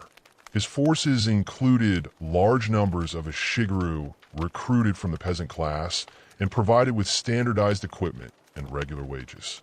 These professional soldiers, freed from agricultural obligations and trained exclusively for warfare, proved more reliable and effective than part-time warriors who divided their attention between military service and economic activities. The logistical systems that supported these professional armies required unprecedented levels of organization and resource management. Nounger established networks of supply depots throughout his territories, connected by improved roads that enabled rapid movement of troops and equipment. His quartermasters developed standardized procedures for provisioning armies in the field, including portable cooking equipment, preserved foods, and medical supplies that maintained fighting effectiveness during extended campaigns. Toyotomi Hideyoshi's rise from a Shigeru foot soldier to supreme military commander illustrated both the social mobility possible during the Sengoku period and the importance of administrative talent in managing complex military operations. His early service under Nobunaga involved primarily logistical responsibilities, but his exceptional organizational abilities and strategic insight earned him increasing authority over military planning and execution. Following Nobunaga's death in 1582, Hideyoshi's rapid response to the crisis and his successful elimination of rivals demonstrated his mastery of both military and political warfare. The Battle of Shizugate-kare in 1583 established Hideyoshi's dominance over potential rivals within the former Oda coalition. Shibata Katsui, Nobunaga's most experienced general, had assembled a formidable army and occupied strong defensive positions that seemed to guarantee victory over Hideyoshi's supposedly inferior forces. However, Hideyoshi's campaign demonstrated the tactical flexibility and strategic deception that would characterize his approach to unification. His famous forced march, covering over 50 kilometers in a single day to achieve tactical surprise, enabled him to concentrate superior forces against isolated enemy positions before they could receive reinforcement. The tactical execution of Shizuit revealed how completely Japanese warfare had evolved from its traditional patterns.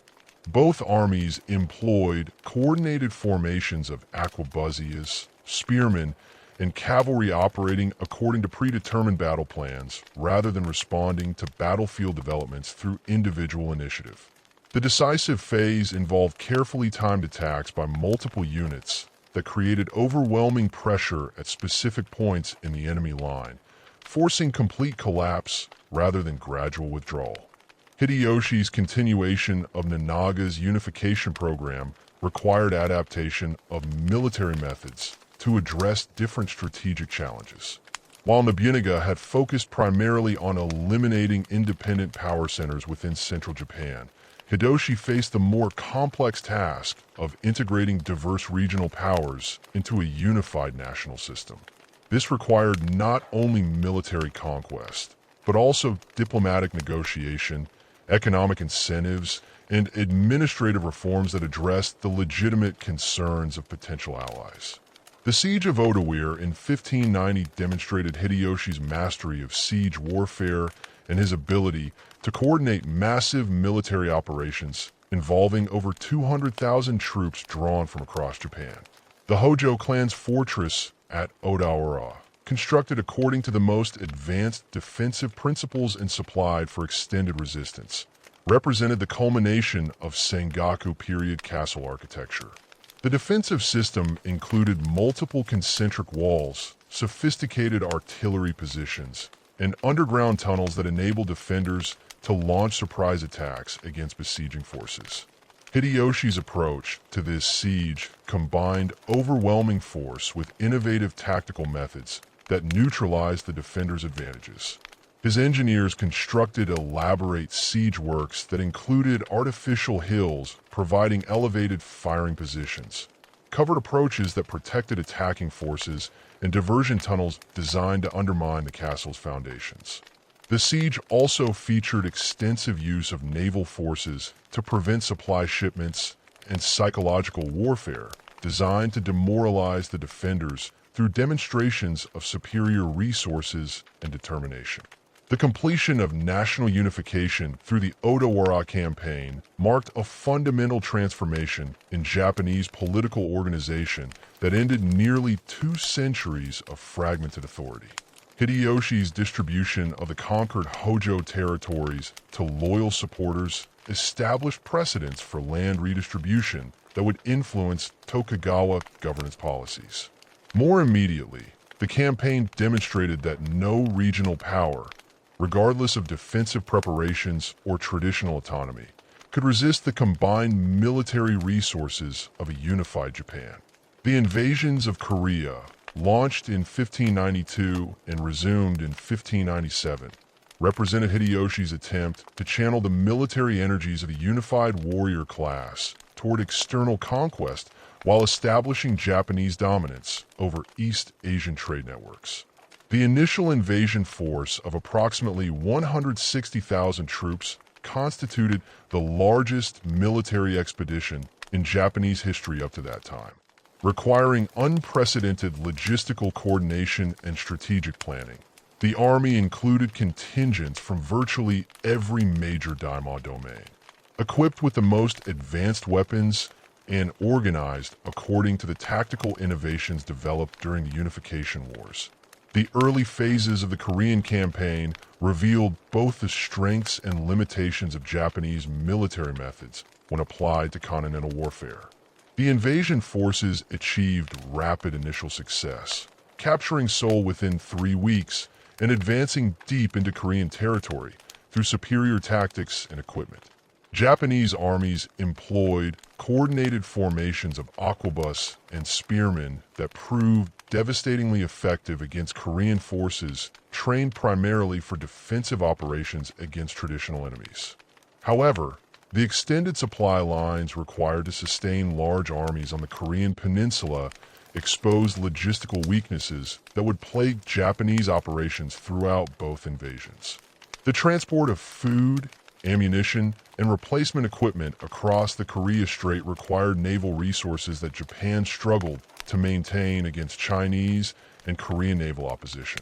The famous turtle ships developed by Admiral Yun Sen, featuring iron reinforced hulls and multiple cannon, proved particularly effective against Japanese naval forces that lacked experience in artillery duels at sea. The intervention of Chinese Ming forces fundamentally altered the strategic situation and forced Japanese commanders to adapt their tactics to address enemies employing different military traditions. Chinese armies organized according to continental principles and equipped with artillery systems superior to Japanese weapons required new tactical approaches that emphasized defensive positions and coordinated firearm volleys rather than the aggressive assault tactics that had proven successful during the unification campaigns. The siege of Pyongyang in 1593 demonstrated the tactical challenges facing Japanese forces when confronted with professional Chinese armies supported by advanced artillery. The Chinese relief force commanded by Li Raozong employed siege guns and coordinated infantry assaults that forced Japanese defenders to abandon positions that had previously seemed impregnable. The Japanese withdrawal from Pyongyang marked the beginning of a strategic stalemate that would characterize the remainder of the Korean campaigns. The impact of the Korean invasions on Japanese military development extended far beyond immediate tactical lessons to encompass fundamental changes in strategic thinking and international relations. The campaigns exposed the limitations of Japanese naval capabilities and stimulated innovations in ship design and naval tactics that would influence maritime warfare for decades. More importantly, the experience of fighting Chinese and Korean forces provided Japanese military leaders with knowledge of continental military methods that would prove valuable in subsequent conflicts. The financial costs of sustaining large armies in Korea for over 6 years strained the resources of even the most powerful daimyo domains and contributed to economic instability that would influence domestic politics throughout the remainder of Hideyoshi's reign. The requirement to maintain forces overseas while simultaneously defending Japanese territories against potential Chinese retaliation forced military leaders to develop new approaches to resource allocation and strategic planning that balance competing priorities. The death of Hideyoshi in 1598 and the subsequent withdrawal from Korea create a power vacuum that ambitious daimyo were quick to exploit. The complex regency system established to govern during the minority of Hideyoshi's son proved incapable of maintaining unity among the great lords, many of whom had emerged from the Korean campaigns with enhanced military capabilities and reduced respect for central authority. The formation of competing coalitions around Tokugawa Ieyasu and Ishida Mitsunari reflected both personal ambitions and fundamental disagreements about the proper structure of Japanese governance. The Battle of Sakiara in 1600 represented the culmination of tensions that had been building since Hideyoshi's death and established the Tokugawa clan's dominance over Japan for the next 2.5 centuries. The engagement, involving over 160,000 warriors divided between the Eastern and Western armies, demonstrated how completely the military innovations of the Sengoku period had transformed Japanese warfare. Both sides employed coordinated formations of firearms, artillery, and cavalry, operating according to sophisticated battle plans that required extensive preparation and professional leadership to execute effectively. The establishment of the Tokugawa shogunate at Edo, following Ieyasu's decisive victory at Saigara, marked the beginning of the most profound transformation in samurai history. Unlike the Kamakura and Ashikaga systems, which had maintained the warrior class's fundamental military function while adapting to changing political circumstances, the Tokugawa regime deliberately restructured samurai society to serve the needs of centralized governance and permanent peace. This transformation began immediately after 6003, when Ieyasu received the title of shogun and initiated policies that would systematically convert Japan's warrior elite from independent military commanders into bureaucratic administrators serving a highly centralized state. The Sankin Katai system, formally codified in 1635 under the third shogun Tokugawa Iemitsu, represented the cornerstone of this transformation. The policy required all daimyo to maintain permanent residences in Edo and spend alternate years in attendance at the shogunal court, while their wives and heirs remained as permanent hostages in the capital. This arrangement served multiple strategic purposes that extended far beyond simple control mechanisms. The constant movement of daimyo retinues between their domains and Edo created a massive internal economy centered on transportation, accommodation, and luxury goods that redirected warrior spending away from military preparations towards ceremonial display and conspicuous consumption. The practical implementation of Senanken Katai required daimyo to maintain elaborate processions that could include several hundred retainers, servants, and guards depending on their domain's assessed value. These processions, strictly regulated by shogunal law regarding route selection, stopping points, and ceremonial protocols, transformed Japan's road network into a carefully monitored system of control. The Takedo, Nakasendo, and other major highways became stages for ritualized displays of submission to Tokugawa authority, where each daimyo's procession demonstrated both his wealth and his acceptance of his subordinate position within the national hierarchy.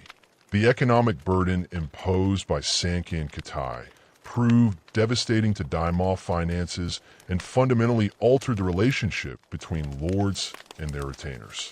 Maintaining dual residences, supporting large retinues in expensive Edo, and funding elaborate processions consumed enormous resources that had previously been available for military purposes.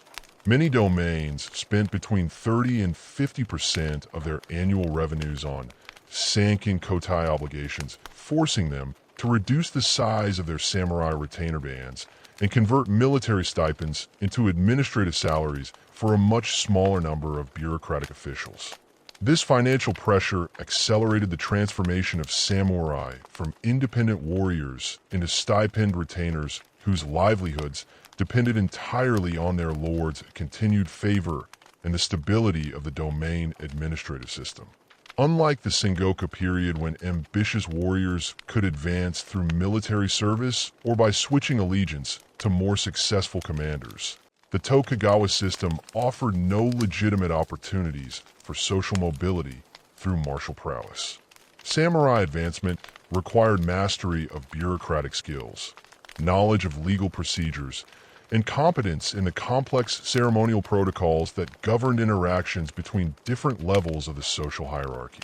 The implementation of the four-class system known as Shino Kosho provided the ideological framework that justified this transformation while maintaining samurai privilege within a fundamentally altered social structure.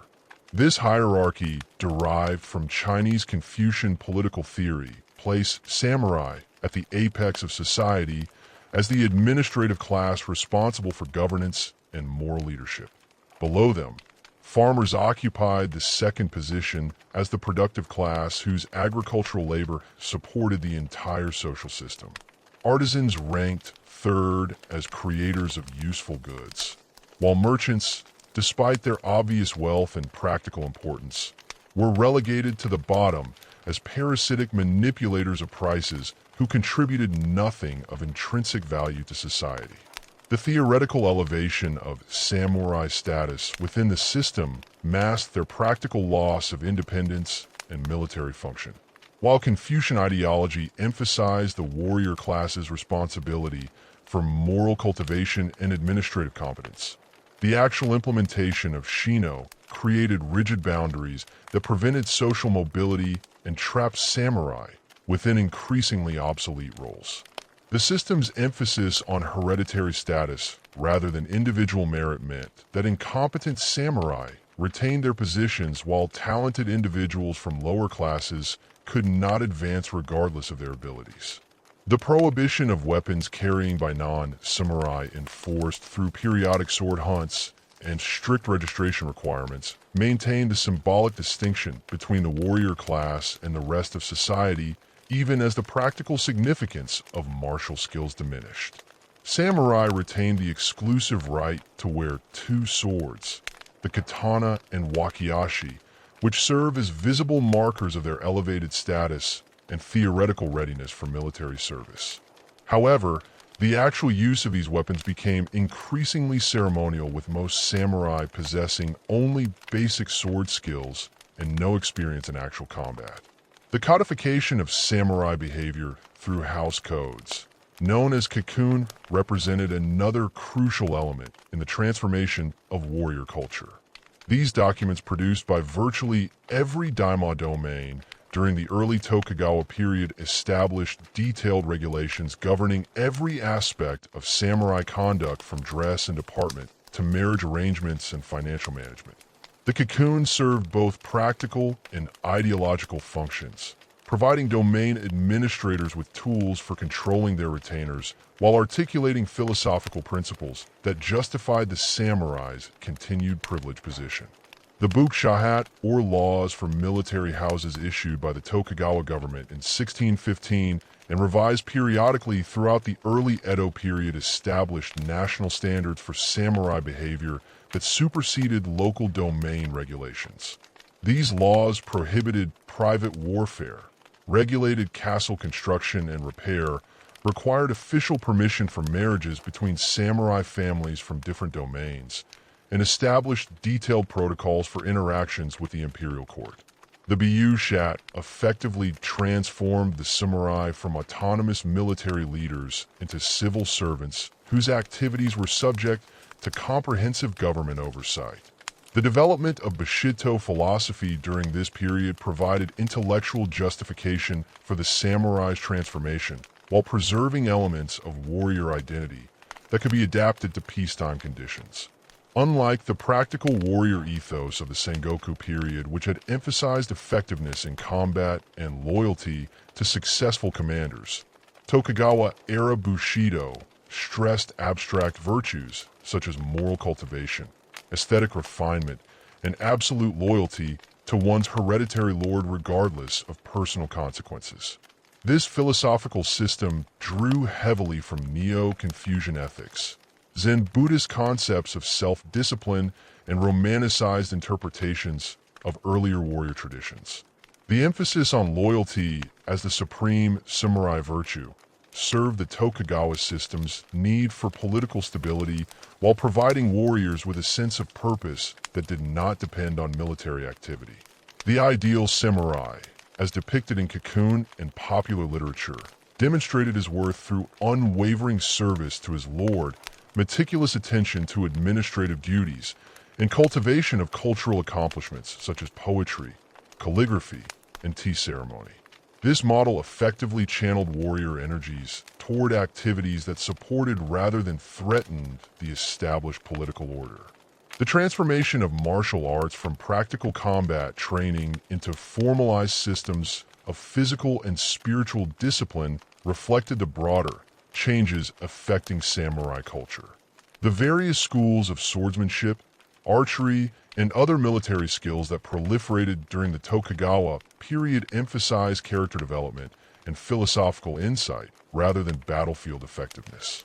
These martial arts schools, known as Ryuha, developed elaborate theoretical frameworks that connected physical training with moral cultivation and spiritual enlightenment, providing samurai with activities that maintained their warrior identity while serving no practical military purpose.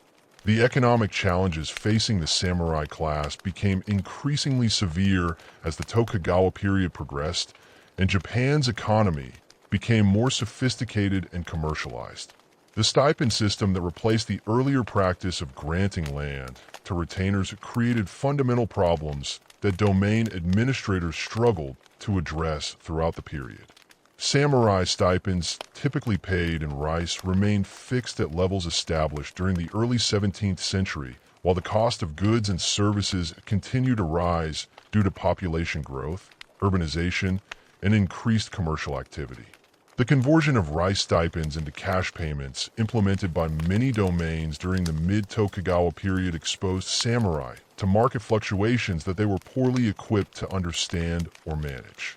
Rice prices varied significantly based on harvest conditions, regional supply and demand factors, and speculative activity by merchant traders who had developed sophisticated techniques for manipulating commodity markets. Samurai trained in administrative procedures and cultural accomplishments rather than commercial practices frequently found themselves at the mercy of merchant creditors who understood market mechanisms far better than their supposedly superior social betters. The prohibition against samurai engaging in commercial activities enforced through both legal restrictions and social stigma prevented warriors from adapting to economic changes through entrepreneurial activity. While some samurai secretly invested in commercial ventures or worked as advisors to merchant enterprises, Such activities violated the ideological principles that justified their elevated social status. The Confucian emphasis on the moral superiority of agricultural production over commercial manipulation meant that samurai who engaged in trade risked losing not only their legal privileges, but also their social identity as members of the warrior class. The growth of urban merchant communities during the Tokugawa period created alternative centers of wealth and influence that challenged samurai assumptions about social hierarchy and economic relationships. Cities such as Edo, Osaka, and Kyoto developed sophisticated commercial networks that generated enormous profits for successful merchants while providing employment opportunities for displaced farmers and artisans. These urban centers operated according to market principles that rewarded efficiency, innovation, and customer service rather than hereditary status or bureaucratic rank. The cultural achievements of merchant communities, particularly in areas such as literature, theater, and visual arts, created alternative sources of prestige and social recognition that competed with traditional samurai culture. The development of kabuki theater, ukiyo woodblock prints, and popular fiction reflected merchant tastes and values, while attracting audiences from all social classes. These cultural forms celebrated commercial success, romantic love, and individual achievement in ways that directly contradicted the Confucian ideology that justified samurai superiority.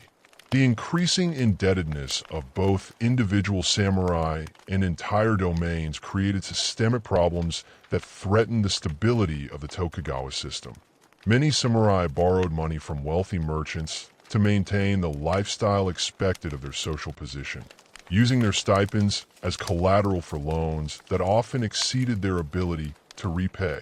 Domain governments faced similar problems on a larger scale, borrowing from merchant financiers to fund senkinki obligations, infrastructure projects, and disaster relief while struggling to service their debts from agricultural tax revenues that remained relatively static.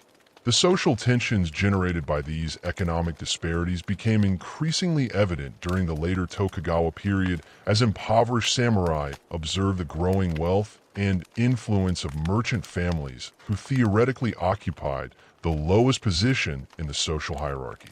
The spectacle of detritan warriors seeking loans from prosperous merchants who lived in luxury while maintaining humble public personas created cognitive dissonance that undermined confidence. Some samurai began questioning whether a system that rewarded commercial success while impoverishing the warrior class truly reflected natural law and moral principles. The development of Rangaku, or Dutch learning, during the 18th century provided some samurai with access to Western scientific and technical knowledge that offered alternatives to traditional Chinese-derived scholarship. The study of European medicine, astronomy, geography, and military technology attracted intellectually curious samurai who recognized the practical limitations of conventional Confucian education. However, the government's restrictions on foreign contact and the social stigma associated with excessive interest in barbarian knowledge limited the spread of these ideas and their impact on samurai culture. The periodic reforms attempted by various shogunal administrations during the 18th century reflected growing recognition that the economic problems facing the samurai class threatened the stability of the entire political system. The Koho reforms implemented by the 8th Shogun Tokugawa Yoshimune included measures designed to reduce government expenses, increase agricultural productivity, and provide debt relief for impoverished samurai. However, these efforts achieved only limited success because they failed to address the fundamental structural problems created by the transformation of warriors into bureaucratic administrators in an increasingly commercial economy. The emergence of new forms of popular entertainment and consumer goods during the mid-Tokugawa period created additional financial pressures on samurai families who felt obligated to participate in urban culture despite their limited resources. The development of restaurants, pleasure quarters, and commercial entertainment districts in major cities offered diversions that required cash expenditures rather than the rice-based transactions that had characterized earlier periods. Samurai who wished to maintain their social standing found themselves competing with wealthy merchants in consumption patterns that their fixed stipends could not sustain. The education system that developed during the Tokugawa period reflected both the practical needs of domain administration and the ideological requirements of maintaining samurai identity. Domain schools established throughout Japan during the 17th and 18th centuries provided samurai children with instruction in Confucian classics, calligraphy, arithmetic, and other subjects necessary for bureaucratic careers. However, this educational curriculum, while producing competent administrators, failed to prepare samurai for the economic challenges they would face as adults or provide them with skills that could generate independent income. The increasing sophistication of domain administrative systems during the later Tokugawa period created opportunities for capable samurai to advance through bureaucratic hierarchies, but also intensified competition for desirable positions. The development of specialized administrative roles in areas such as finance, legal affairs, and foreign relations required technical expertise that went beyond traditional samurai education. Some domains began recruiting talented individuals from lower social classes to fill these positions, creating resentment among hereditary samurai who felt their birthright privileges were being undermined by merit-based appointments. The ascension of the fifth Tokugawa, Shogun Seishi, in 1680 coincided with Japan's emergence from the economic instability and natural disasters that had plagued the middle decades of the 17th century. By 1688, the beginning of the Jinroku era, the nation had achieved a level of prosperity and cultural sophistication that would have been unimaginable during the chaotic Sengoku period. The population of Edo had swelled to over 1 million inhabitants, making it the largest city in the world at that time, surpassing even London and Paris in both size and complexity. This massive urban center had evolved far beyond its origins as a military headquarters, becoming a sophisticated metropolis where samurai administrators, wealthy merchants, skilled artisans, and entertainment workers created a vibrant society that both celebrated and questioned traditional warrior values. The physical transformation of Edo during this period reflected the profound changes occurring within Japanese society. The city's layout, originally designed around the defensive requirements of Tokugawa military power, had expanded to accommodate the diverse needs of its enormous population. The areas surrounding Edo Castle, once dominated by the massive compounds of major daimyo and their retainer bands, now included elaborate commercial districts where merchants displayed goods from across Japan and beyond.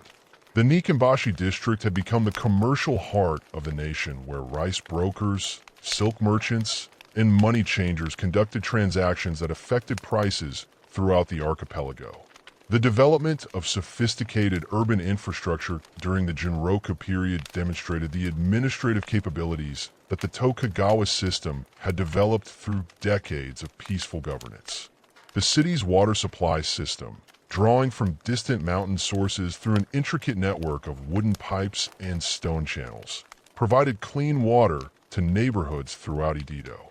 The waste management systems involving coordinated collection and disposal operations that employed thousands of workers maintained sanitary conditions that supported the dense urban population.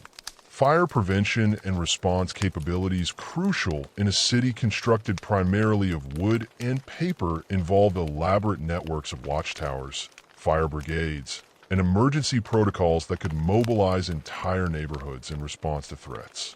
The cultural flowering that characterized the Jinroku era emerged from the intersection of samurai refinement, merchant wealth, and urban sophistication. The pleasure quarters of Yoshiwara, established as licensed districts for prostitution and entertainment, evolved into centers of artistic innovation, where kabuki actors, courtesans, musicians, and writers created new forms of cultural expression that appealed to audiences across social boundaries. These districts, while officially segregated from respectable society, attracted customers from all social classes who sought entertainment that was more immediate and emotionally engaging than the formal cultural activities associated with traditional samurai culture. The emergence of ukiyo-e woodblock printing during this period revolutionized the distribution of visual art and created new forms of cultural communication that reached audiences far beyond the traditional elite. Artists such as Hoshikawa Maranabu developed techniques for mass-reducing images that depicted contemporary urban life with unprecedented realism and artistic sophistication. These prints, affordable to middle-class consumers, featured scenes from kabuki theater, portraits of famous courtesans, landscapes, and everyday activities that celebrated the vitality and diversity of urban culture. The literary achievements of the Jinroku period reflected the complex relationship between traditional samurai values and the realities of contemporary urban life. Ihara Sayaka's novels focusing on the lives of merchants, artisans, and pleasure seekers depicted a world where success depended on wit, adaptability, and understanding of human nature rather than hereditary status or martial prowess. His characters navigated complex social situations through intelligence and charm, achieving their goals through methods that would have been considered inappropriate or dishonorable. According to traditional warrior ethics, the development of bunraku puppet theater during this period provided another venue for exploring themes that challenged conventional social assumptions. The plays of Chikamatsu Monzaman, combining historical subjects with contemporary social commentary, presented audiences with moral dilemmas that had no clear resolutions according to traditional ethical systems. His characters, whether historical figures or contemporary types, faced conflicts between social obligations and personal desires that reflected the tensions experienced by real people living in an increasingly complex urban environment. The Echo incident of 1703 emerged from this cultural context as a real-life drama that embodied the fundamental tensions between legal obligation and traditional concepts of loyalty and honor. The origins of this conflict lay in the complex ceremonial requirements that govern interactions between daimyo and shogunal officials during formal court functions. Asano Naganori, the young lord of the AKO domain in Harima province, had been appointed to assist with preparations for receiving imperial envoys at Edo Castle, a responsibility that required mastery of intricate protocols that had evolved over decades of Tokugawa rule. The specific incident that triggered the crisis occurred during a formal ceremony in Amatsu no Oroka, the pine corridor of Edo Castle, where Asano drew his sword and attacked Kiriyashinaka, the shogunal master of ceremonies responsible for instructing daimyo in proper protocols. The attack, which resulted in minor wounds to Kira's face and head, violated the fundamental prohibition against drawing weapons within the shogun's residence and constituted an unprecedented breach of castle security. Contemporary accounts suggest that the assault resulted from accumulated frustration over Kira's demanding and allegedly corrupt behavior during the preparation period, though the exact nature of their dispute remains unclear. The shogunal response to this incident reflected the legal principles and political priorities that governed Tokugawa administration. Asano was ordered to commit seppuku the same day. His domain was confiscated and his retainers were dismissed from service, coming in without warning or preparation. This swift punishment demonstrated the government's determination to maintain order within the castle and preserve the ceremonial dignity that legitimized shogunal authority. However, the decision to punish only Asano while taking no action against Kira despite evidence that he had contributed to the conflict created a sense of injustice that would have profound consequences. The transformation of Asano's former retainers into ronin placed them in an impossible situation that highlighted the contradictions within the Tokugawa social system. As masterless samurai, they had lost not only their economic support, but also their social identity and legal status within the established hierarchy. The traditional warrior code demanded that they avenge their lord's death and restore his honor. but any attempt to do so would violate the law and result in their own destruction. This dilemma reflected broader tensions within samurai society between traditional values that emphasized personal honor and loyalty and legal requirements that prioritize social stability and government authority. Aishi Yoshio, the former chief retainer of the AKO domain, emerged as the leader of those retainers who chose to pursue vengeance despite the legal consequences. His careful planning over nearly 2 years demonstrated both the strategic thinking that characterized effective samurai leadership and the practical challenges facing any attempt to circumvent government security measures. Oishi recognized that success required not only careful coordination among the conspirators, but also deception sophisticated enough to avoid detection by the extensive intelligence networks that the Tokugawa government maintained throughout Edo. The elaborate deception that Oishi employed to conceal his intentions involved adopting the lifestyle of a dissolute ronin who had abandoned samurai values in favor of pleasure-seeking and self-indulgence. He frequented the Yoshiwara district, engaged in public drinking and gambling, and behaved in ways that violated every principle of samurai conduct.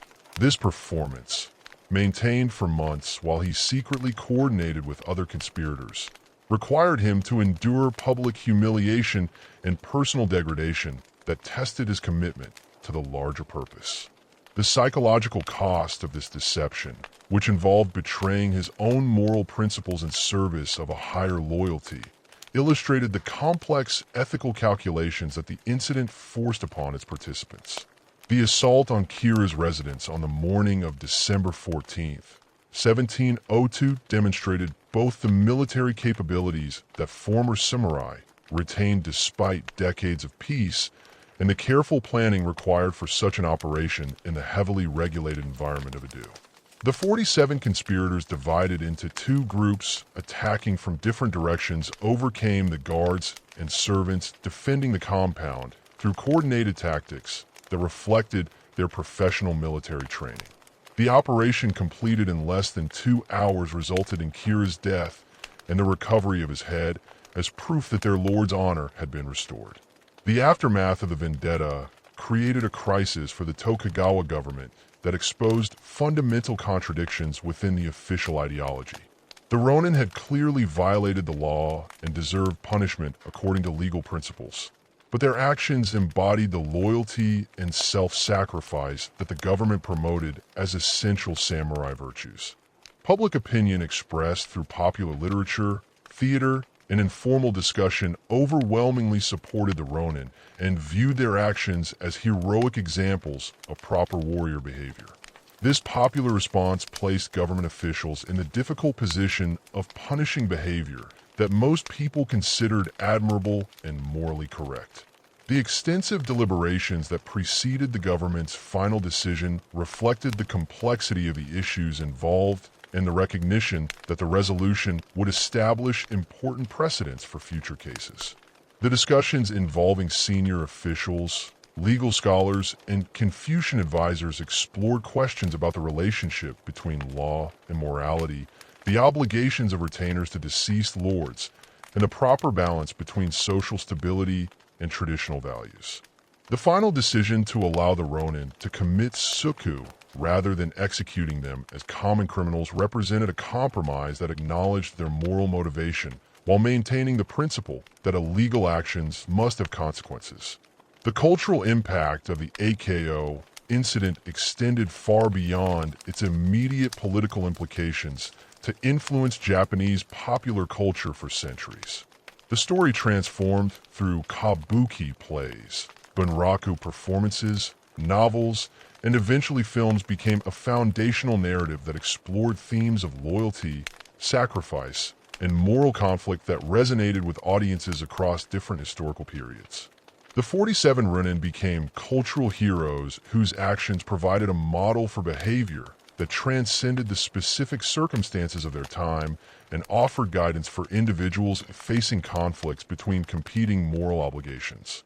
The flourishing of samurai intellectual culture during the Jinroku period reflected both the practical needs of domain administration and the philosophical questions raised by the transformation of warrior society. Neo-Confucianism established in domains throughout Japan provided samurai with access to Chinese philosophical texts and scholarly traditions that had previously been available only to court nobles and Buddhist monks. These institutions, while serving the practical purpose of training administrative personnel, also created communities of scholars who engaged in sophisticated discussions about governance, ethics, and social organization. The Shaho Academy, established by the Tokugawa government in Edo, became the most influential center for Neo-Confucian learning and set standards for scholarship that affected educational institutions throughout Japan. The Academy's curriculum, based on the writings of Ji and other Song Dynasty philosophers, emphasized the cultivation of moral character through study of classical texts and the application of philosophical principles to practical governance problems.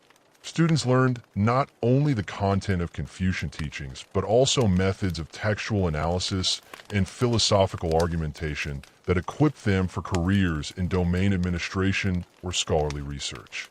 The development of various schools of Neo-Confucian thought during this period reflected both intellectual sophistication and practical concerns about governance and social organization. The Kimen school, founded by Yamazaki Onsai, emphasized strict adherence to orthodox interpretations of Confucian texts and promoted conservative approaches to social and political questions. In contrast, the Kaku school, associated with scholars such as Yamaga Soko and Ito Jeans, advocated return to original Confucian sources and criticized later interpretations that they considered corrupted by Buddhist and other non-Chinese influences. The emergence of Rangaku, or Dutch learning, during this period provided samurai intellectuals with access to European scientific and technical knowledge that challenged traditional assumptions about natural phenomena and technological capabilities. The study of Dutch medical texts, introduced through the limited trade contacts maintained at Nagasaki, revealed anatomical and surgical knowledge that contradicted Chinese medical theories that had been accepted as authoritative for centuries. Similarly, European works on astronomy, mathematics, and geography provided information about the natural world that forced scholars to reconsider fundamental assumptions about Japan's place in the global context. The practical applications of Rangaku knowledge became evident in various domains where progressive administrators encouraged the study of European techniques for improving agricultural productivity, manufacturing processes, and military capabilities. Some domains established translation projects that made Dutch technical manuals available in Japanese, while others sent selected retainers to Nagasaki to study with the Dutch traders and their interpreters. These efforts, while limited by government restrictions on foreign contact, created networks of scholars who shared information about European innovations and their potential applications to Japanese conditions. The development of various martial arts schools during the Jinroku period reflected the transformation of samurai military training from practical combat preparation into systems of physical and spiritual discipline. The proliferation of ryuha, or schools of martial arts, provided samurai with activities that maintained their warrior identity while serving philosophical and educational purposes rather than military ones. Each school developed distinctive techniques, philosophical principles, and training methods that were transmitted through formal master-student relationships and protected as proprietary knowledge.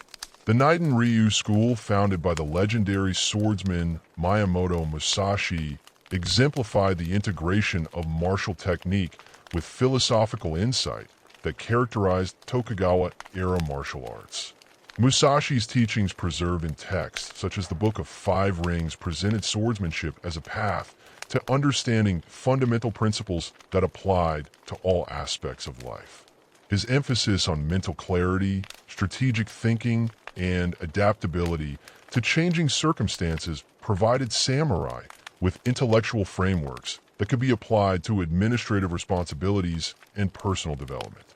The economic diversification that characterized samurai society during this period reflected both financial necessity and changing attitudes toward commercial activity. Despite official prohibitions against samurai engaging in trade, many warriors found ways to participate in commercial ventures through indirect methods that preserve the appearance of maintaining their social status.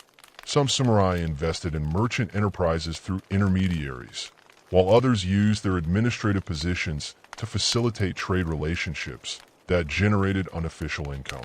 These activities, while technically illegal, became increasingly common as domain finances deteriorated and individual samurai struggled to maintain their expected lifestyle on fixed stipends. The development of new forms of cultural expression during the Genro period reflected the creative energy generated by the interaction between different social classes in urban environments. The emergence of haiku poetry as a distinct literary form perfected by masters, such as Matsuo Basho, demonstrated how traditional aesthetic principles could be adapted to express contemporary sensibilities. Basho's travel narratives, combining poetic observation with philosophical reflection, created new models for literary expression that influenced writers across social boundaries and established precedents for exploring the relationship between artistic creation and personal experience. The sophistication of urban entertainment during this period created new opportunities for samurai to participate in cultural activities that would have been impossible in earlier eras. The development of professional sumo wrestling with organized tournaments and celebrity wrestlers who attracted devoted followings provided spectacles that appealed to audiences across social classes. Similarly, the growth of commercial theater districts created venues where samurai could enjoy performances alongside merchants and artisans, participating in shared cultural experiences that transcended traditional social boundaries while maintaining their distinct identity through seating arrangements and behavioral protocols that preserved hierarchical distinctions. The cultural flowering of the Yenroku era had masked underlying structural problems that became increasingly apparent as Japan entered the second half of the 18th century. The sophisticated urban society that had emerged in Edo, Osaka, and other major cities depended on agricultural productivity that remained vulnerable to natural disasters. While the elaborate governmental systems developed during the early Tokugawa period struggled to address the financial crisis that plagued both individual domains and the shogunal administration itself.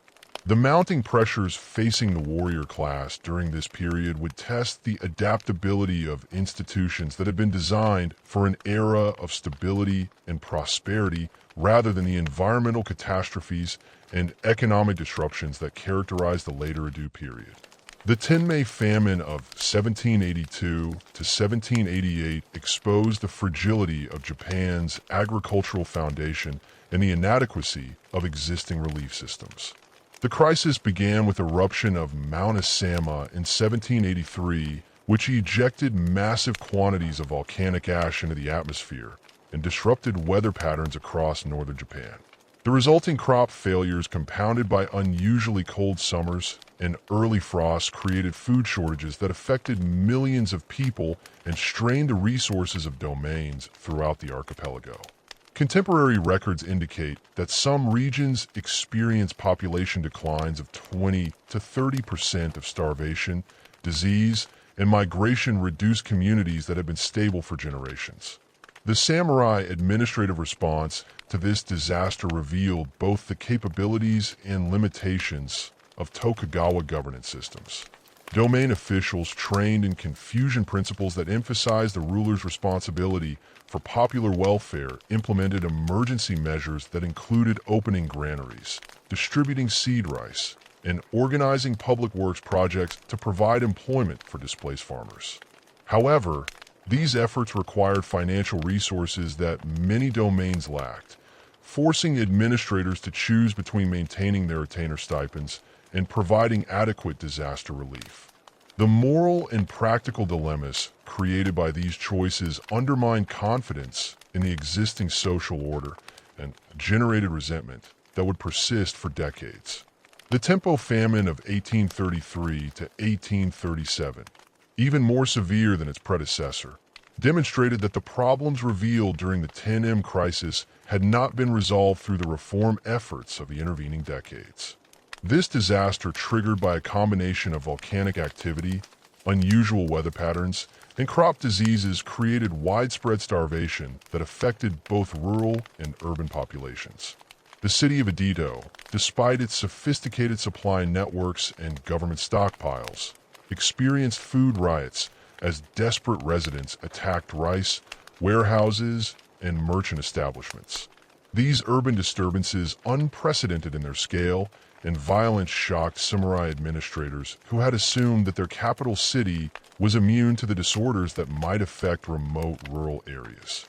The Ashio Hachiro Rebellion of 1837 emerged directly from the frustrations generated by the Tempo famine and the perceived inadequacy of official relief efforts. Ashio, a former Osaka magistrate and accomplished Confucian scholar, had observed firsthand the suffering of urban poor while wealthy rice merchants continued to export grain to other regions where prices were higher. His decision to lead an armed uprising against the Osaka city government represented a fundamental challenge to the principle that samurai should work within existing institutions rather than resort to violence against legitimate authority. The rebellion itself, though suppressed within a single day, demonstrated the potential for educated samurai to mobilize popular discontent against the established order. Ashio's proclamations, written in accessible language and distributed throughout Osaka's commercial districts, articulated grievances that resonated with audiences across social boundaries. His criticism of corrupt officials, greedy merchants, and inadequate relief policies provided a coherent explanation for the suffering that people experience daily, while his call for direct action offered an alternative to passive acceptance of intolerable conditions. The ideological significance of Ashio's rebellion extended far beyond its immediate military impact. As a respected scholar and former government official, Ashio possessed credentials that made his criticisms of the existing system particularly damaging to official legitimacy. His writings, combining Confucian moral principles with the practical observations about contemporary conditions, provided intellectual frameworks that other critics could adopt and develop. The fact that such a prominent member of the samurai class had concluded that armed resistance was necessary suggested that the problems facing Japanese society were more fundamental than routine administrative difficulties. The peasant uprisings that proliferated during this period reflected both immediate economic hardships and deeper changes in rural social organization. The Ikki, or peasant leagues that organized these disturbances, had evolved from traditional village associations into sophisticated networks capable of coordinating resistance across multiple domains. These organizations, led by wealthy farmers and village headmen who possessed literacy and administrative experience, could mobilize thousands of participants and sustain organized activities for weeks or months despite government suppression efforts. The scale and sophistication of these peasant movements challenged fundamental assumptions about social hierarchy and political authority. The Bushu Ikki of 1866, which involved over 200,000 participants across multiple provinces, demonstrated organizational capabilities that rivaled those of domain governments. The uprising's leaders, drawn from the rural elite class that had emerged during the commercialization of agriculture, possessed resources and connections that enabled them to coordinate activities across vast geographical areas while maintaining communication networks that government authorities struggled to penetrate or disrupt. The samurai response to these popular disturbances revealed the extent to which the warrior class had become dependent on the stability of the existing social order. Many samurai, particularly those serving in rural administrative positions, found themselves caught between their obligations to maintain government authority and their recognition that popular grievances were often justified. The traditional warrior emphasis on moral leadership became problematic when government policies clearly violated Confucian principles of benevolent governance, forcing individual samurai to choose between loyalty to their superiors and adherence to ethical principles. The Kyoho reforms implemented by the 8th shogun Tokugawa Yashamare between 1716 and 1745 represented the first systematic attempt to address the structural problems that were undermining Tokugawa governance. Yoshima, recognizing that financial difficulties were at the root of many administrative problems, initiated policies designed to increase government revenues while reducing expenditures. His approach combined traditional methods, such as promoting agricultural development and enforcing sumpta laws, with innovative measures that included encouraging the cultivation of new crops and establishing government monopolies over certain commercial activities. The practical implementation of these reforms required samurai administrators to develop new forms of expertise in areas such as agricultural technology, commercial regulation, and financial management. Domain officials found themselves responsible for promoting the cultivation of sweet potatoes, tobacco, and other crops that had not been part of traditional Japanese agriculture, while simultaneously learning to manage complex relationships with merchant groups who possess superior knowledge of market conditions and commercial practices. This expansion of administrative responsibilities create opportunities for capable samurai to demonstrate their value while highlighting the inadequacy of traditional Confucian education for addressing contemporary challenges. The Kant's reforms of 1787 to 1793, implemented under the leadership of senior counselor Matsudaira Sadanobu, reflected a more conservative approach that emphasized moral regeneration and returned to traditional values as solutions to contemporary problems. Sadanobu, grandson of the 8th shogun and a prominent advocate of orthodox Neo-Confucian principles, argued that Japan's difficulties resulted from moral decay and departure from the ethical standards that had characterized earlier periods of prosperity and stability. His reform program included measures to strengthen samurai education, eliminate corruption in government administration, and restore the social boundaries that had become blurred through commercial development and urban sophistication. The educational initiatives implemented during the Kani established new standards for samurai training that emphasized classical scholarship and moral cultivation over practical skills. The expansion of domain schools and the standardization of curricula based on orthodox Confucian texts were intended to produce administrators who possessed both the technical competence and ethical foundation necessary for effective governance. However, these educational reforms also reflected conservative assumptions about the sources of contemporary problems that may have been inadequate for addressing the complex challenges facing Japanese society. The tempo reforms of 1841 to 1843, led by senior counselor Mizuno Tadakuni, represented the most ambitious attempt to restructure Japanese society through government intervention. Mizuno's program included measures to relocate urban populations back to rural areas, eliminate unauthorized commercial activities, and restore the social order that had allegedly existed during the early Tokugawa period. These policies reflected both genuine concern about social problems and a fundamental misunderstanding of the economic and demographic changes that had transformed Japanese society during the previous 2 centuries. The failure of the tempo reforms demonstrated the limitations of administrative solutions to problems that had deeper structural causes. Mizuno's attempts to relocate urban residents to rural areas ignored the economic realities that had drawn people to cities in the first place. While his efforts to suppress commercial activities disrupted supply networks that had become essential for maintaining urban populations, the resistance that these policies encountered from both merchants and common people revealed the extent to which Japanese society had moved beyond the simple agricultural foundation that conservative reformers sought to restore. The intellectual ferment that accompanied these reform efforts produced new forms of scholarship that challenged traditional assumptions about governance and social organization.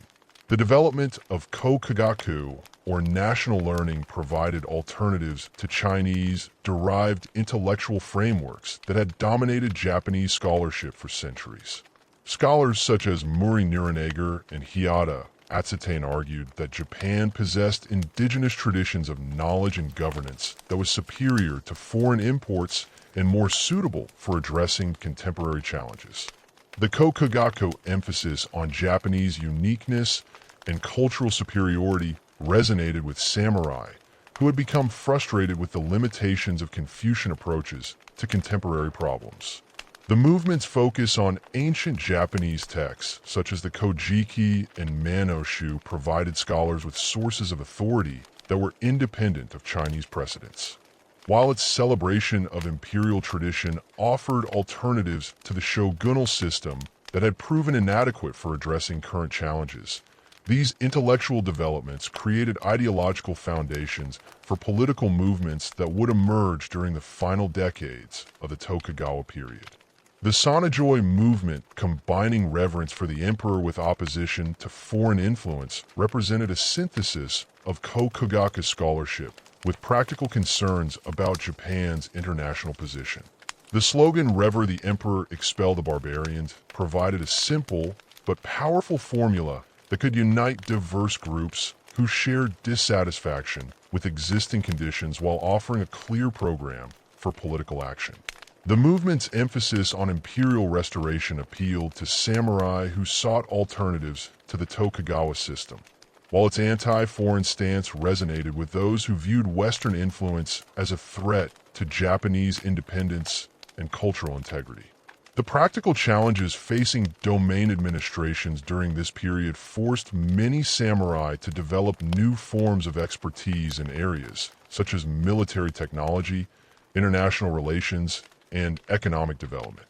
The increasing awareness of Western military capabilities transmitted through Dutch learning and direct observation of foreign ships created pressure for military reforms that went beyond traditional martial arts training. Some domains established Western-style military units equipped with modern firearms and trained in European tactical methods, while others invested in coastal fortifications designed to resist potential foreign invasion. The financial pressures that accompanied these military preparations exacerbated the economic problems that had been building throughout the late Tokugawa period. The cost of purchasing modern weapons, constructing fortifications, and maintaining military units trained in Western methods strained domain budgets that were already stretched by the expenses of Sankin, Katai, and disaster relief. Many domains found themselves forced to choose between maintaining their traditional obligations and preparing for potential military challenges, creating tensions that undermined the stability of the entire system. The growing recognition that Japan's isolation policy might be unsustainable in the face of Western expansion created divisions within samurai society about the proper response to foreign pressure. Some warriors influenced by Rangaku scholarship and direct observation of Western capabilities argued that Japan needed to abandon its traditional isolation and adopt Western technology and institutions to maintain its independence. Others, drawing on Kokagaku teachings and traditional xenophobia, insisted that foreign influence represented a fundamental threat to Japanese culture and political independence that must be resisted at any cost. These debates about foreign policy became increasingly urgent as reports of Western expansion in Asia reached Japan through Dutch and Chinese sources. The Opium War of 1839 to 1842, in which British forces had defeated Chinese armies and forced the Qing government to accept humiliating treaty terms, demonstrated the military superiority that Western powers could deploy against Asian opponents. The implications of this conflict for Japan's own security became a subject of intense discussion among samurai intellectuals and government officials who recognized that their nation's isolation might not provide adequate protection against determined foreign pressure. The internal contradictions within samurai society became increasingly apparent as these various pressures mounted during the 1840s and early 1850s. The warrior class found itself simultaneously responsible for maintaining traditional social order and adapting to unprecedented challenges that required new forms of knowledge and institutional innovation. The tension between preserving samurai privilege and addressing practical problems created conflicts that individual warriors struggled to resolve within existing ideological frameworks. The emergence of new forms of political organization during this period reflected both the inadequacy of traditional institutions and the greater potential of samurai, who were willing to experiment with alternative approaches. Study groups, discussion societies, and informal networks provided venues for exploring ideas and developing strategies that went beyond the limitations of official channels. These organizations, while often small and secretive, created connections between like-minded individuals across domain boundaries and established foundations for the political movements that would emerge during the final crisis of Tokugawa rule. The mounting evidence of systemic problems within Japanese society created a sense of impending crisis that affected all levels of the social hierarchy.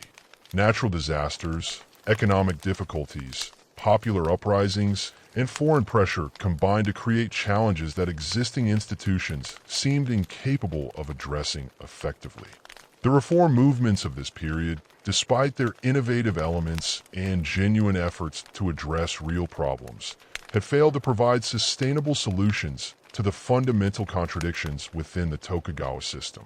As the 1850s began, Japan faced an uncertain future in which traditional approaches to governance and social organization will be tested by forces that would ultimately transform the nation beyond recognition. The pressures that had been building throughout the late Edo period reached a critical juncture on July 8th, 1853, when Commodore Matthew Perry's 4 black ships appeared in Edo Bay. The steam engines billowing dark smoke that could be seen from the shogun's castle. The sight of these iron-held vessels, armed with modern cannons and capable of moving against wind and tide, shattered the illusion of security that Japan's isolation policy had provided for over 2 centuries. Perry's squadron, consisting of the steam frigates Susquehanna and Mississippi, along with the sailing ships Plymouth and Saratoga, represented technological capabilities that Japanese coastal defenses were utterly unprepared to confront. The immediate response of the Tokugawa government revealed the paralysis that had gripped the shogunal administration in the face of unprecedented challenges. Senior officials trained in the elaborate protocols of domestic governance, but lacking experience with international diplomacy, struggled to formulate coherent responses to Perry's demands for trade relations and conning stations. The shogun's advisors spent weeks debating whether to meet the American Commodore's representatives while coastal batteries remained unmanned, and the few available warships stayed safely anchored in inner harbors where they could not effectively challenge the foreign intruders. Perry's strategic approach demonstrated sophisticated understanding of Japanese political psychology and the internal weaknesses that plagued the Tokugawa system. Rather than immediately demanding negotiations, he delivered President Fillmore's letter requesting trade relations and announced his intention to return the following year for a response, giving Japanese officials time to consider their options while making clear that refusal would have serious consequences. This calculated display of restraint, combined with demonstrations of American naval firepower that included cannon salutes audible throughout Edo, created maximum psychological impact while avoiding immediate military confrontation. The year-long interval between Perry's first and second visits exposed the fundamental divisions within samurai society about how Japan should respond to foreign pressure. The shogunal government, recognizing its inability to resist American demands through military force, solicited opinions from daimyo throughout the country in an unprecedented departure from traditional decision-making procedures. This consultation process, while intended to build consensus for accommodation with foreign powers, instead revealed the depth of disagreement among the warrior class about Japan's proper course of action. The responses submitted by various domains reflected the intellectual and ideological ferment that had been developing within samurai society throughout the late Edo period. Progressive daimyo, such as Shirmu Narakura of Satsuma and Nabeshima Neomomas of Saga, argued that Japan needed to abandon its isolation policy and adopt Western technology to maintain its independence. Conservative lords, particularly those associated with the imperial court in Kyoto, insisted that opening the country to foreign influence would corrupt Japanese culture and undermine the political order that had maintained stability for over 2 centuries. The Treaty of Kanagawa, signed on March 31st, 1854, represented a compromise that satisfied neither foreign demands nor domestic opposition, but reflected the limited options available to the Tokugawa government. The agreement opened 2 ports to American ships for provisioning and established consular relations while avoiding the comprehensive commercial arrangements that would follow in subsequent negotiations. However, the treaty's significance extended far beyond its specific provisions to establish the precedent that foreign powers could compel Japan to modify its traditional policies through the threat of military force. The domestic political crisis triggered by this forced opening intensified as additional Western powers demanded similar treaty arrangements. The Harris Treaty of 1858, negotiating more extensive commercial relations with the United States, required Japanese officials to accept extraterritorial rights for foreign residents and limitations on customs duties that compromised national sovereignty. These concessions, negotiated without imperial approval, provided opponents of the Tokugawa government with powerful arguments about the shogunate's betrayal of Japanese interests and inability to defend national independence.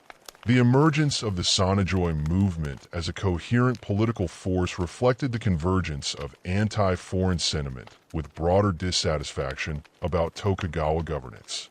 The slogan, "Revere the Emperor, expel the barbarians," provided a rallying cry that could unite diverse groups of samurai who shared opposition to the existing order while offering a clear alternative program based on imperial restoration and resistance to Western influence. The movement's intellectual foundations, drawing on Kokugaku scholarship and traditional concepts of imperial legitimacy, resonated with warriors who had become disillusioned with the practical failures of shogunal administration. The Yen Purge of 1858 to 1860, implemented by senior counselor in Suk in response to growing opposition, demonstrated both the authoritarian potential of the Tokugawa system and its ultimate inability to suppress dissent through repressive measures. T's campaign against Sonojoi activists resulted in the execution or imprisonment of over 100 samurai from various domains, including prominent intellectuals and political leaders who had advocated imperial restoration. However, these harsh measures, rather than deterring opposition, instead created martyrs whose deaths inspired additional resistance and undermined the moral authority that the shogunal government needed to maintain legitimacy. The assassination of Inaosuke outside the Sakurada Gate of Edo Castle on March 24th, 1860 marked a turning point in the political crisis that would ultimately destroy Tokugawa rule. The attack, carried out by 18 Ronin from Edo and Satsuma domains, demonstrated the willingness of Sonojoi activists to resort to terrorism against government officials who collaborated with foreign powers. The successful penetration of Shogun security perimeter and the public nature of the assassination created a psychological shock that reverberated throughout the warrior class and exposed the vulnerability of even the highest Tokugawa officials. The political vacuum created by Yi's death and the broader crisis of confidence in shogunal leadership provided opportunities for ambitious domains to assert greater independence while positioning themselves as defenders of imperial interests. Satsuma, Chosu, Tasa, and other Western domains began implementing military reforms and developing autonomous foreign policies that challenged Tokugawa authority. These domains, geographically distant from Edo and possessing strong traditions of independence, became centers of resistance that would ultimately coordinate the overthrow of the shogunal system. The Satsuma domain's response to the changing political situation exemplified the pragmatic adaptation that characterized the most successful opponents of Tokugawa rule. Under the leadership of Shinzo Hisamitsu and his advisors Seigo Takamori and Akubo Toshimichi, Satsuma implemented comprehensive military modernization programs while maintaining the appearance of loyalty to traditional institutions. The domain established Western-style military units, purchased modern weapons through foreign trade, and developed industrial capabilities that reduced dependence on Edo-based suppliers. The Namugi Incident of September 14, 1862 demonstrated Satsuma's willingness to confront foreign powers directly while exposing the shogunate's inability to control its nominal vassals. When a British merchant named Charles Richardson failed to show proper respect to Shimazu Hisamitsu's procession, Satsuma retainers killed him and wounded his companions in accordance with traditional protocols that foreigners were expected to observe. The incident created an international crisis that the Tokugawa government was powerless to resolve, as Satsuma refused to surrender the perpetrators or pay the demanded indemnity.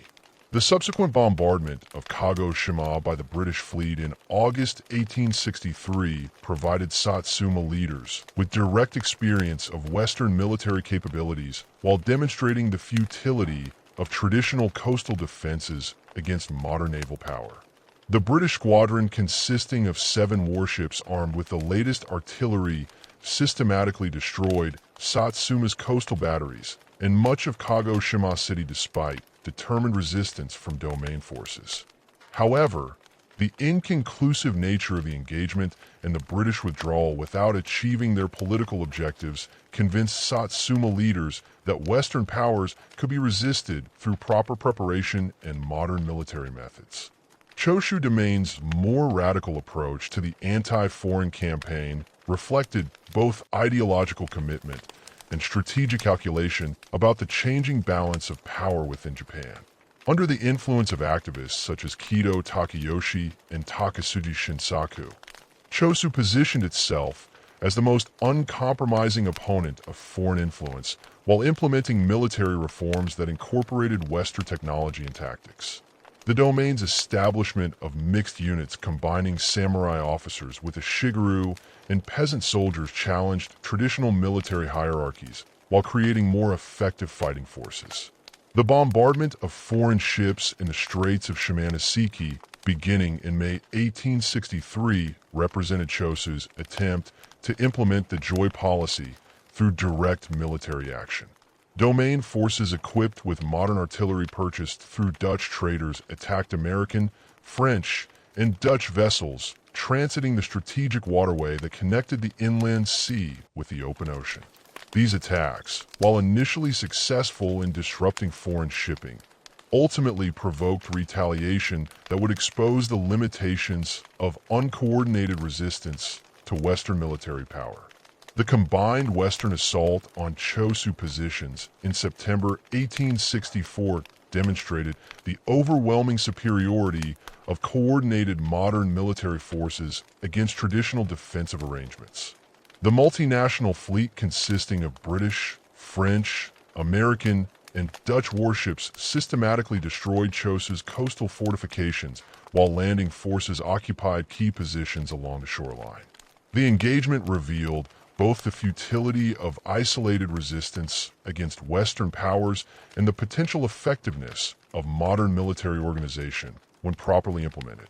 The Chosu Civil War of 1864 to 1865 represented a crucial test of competing approaches to military modernization and political reform within the anti-Tokugawa coalition.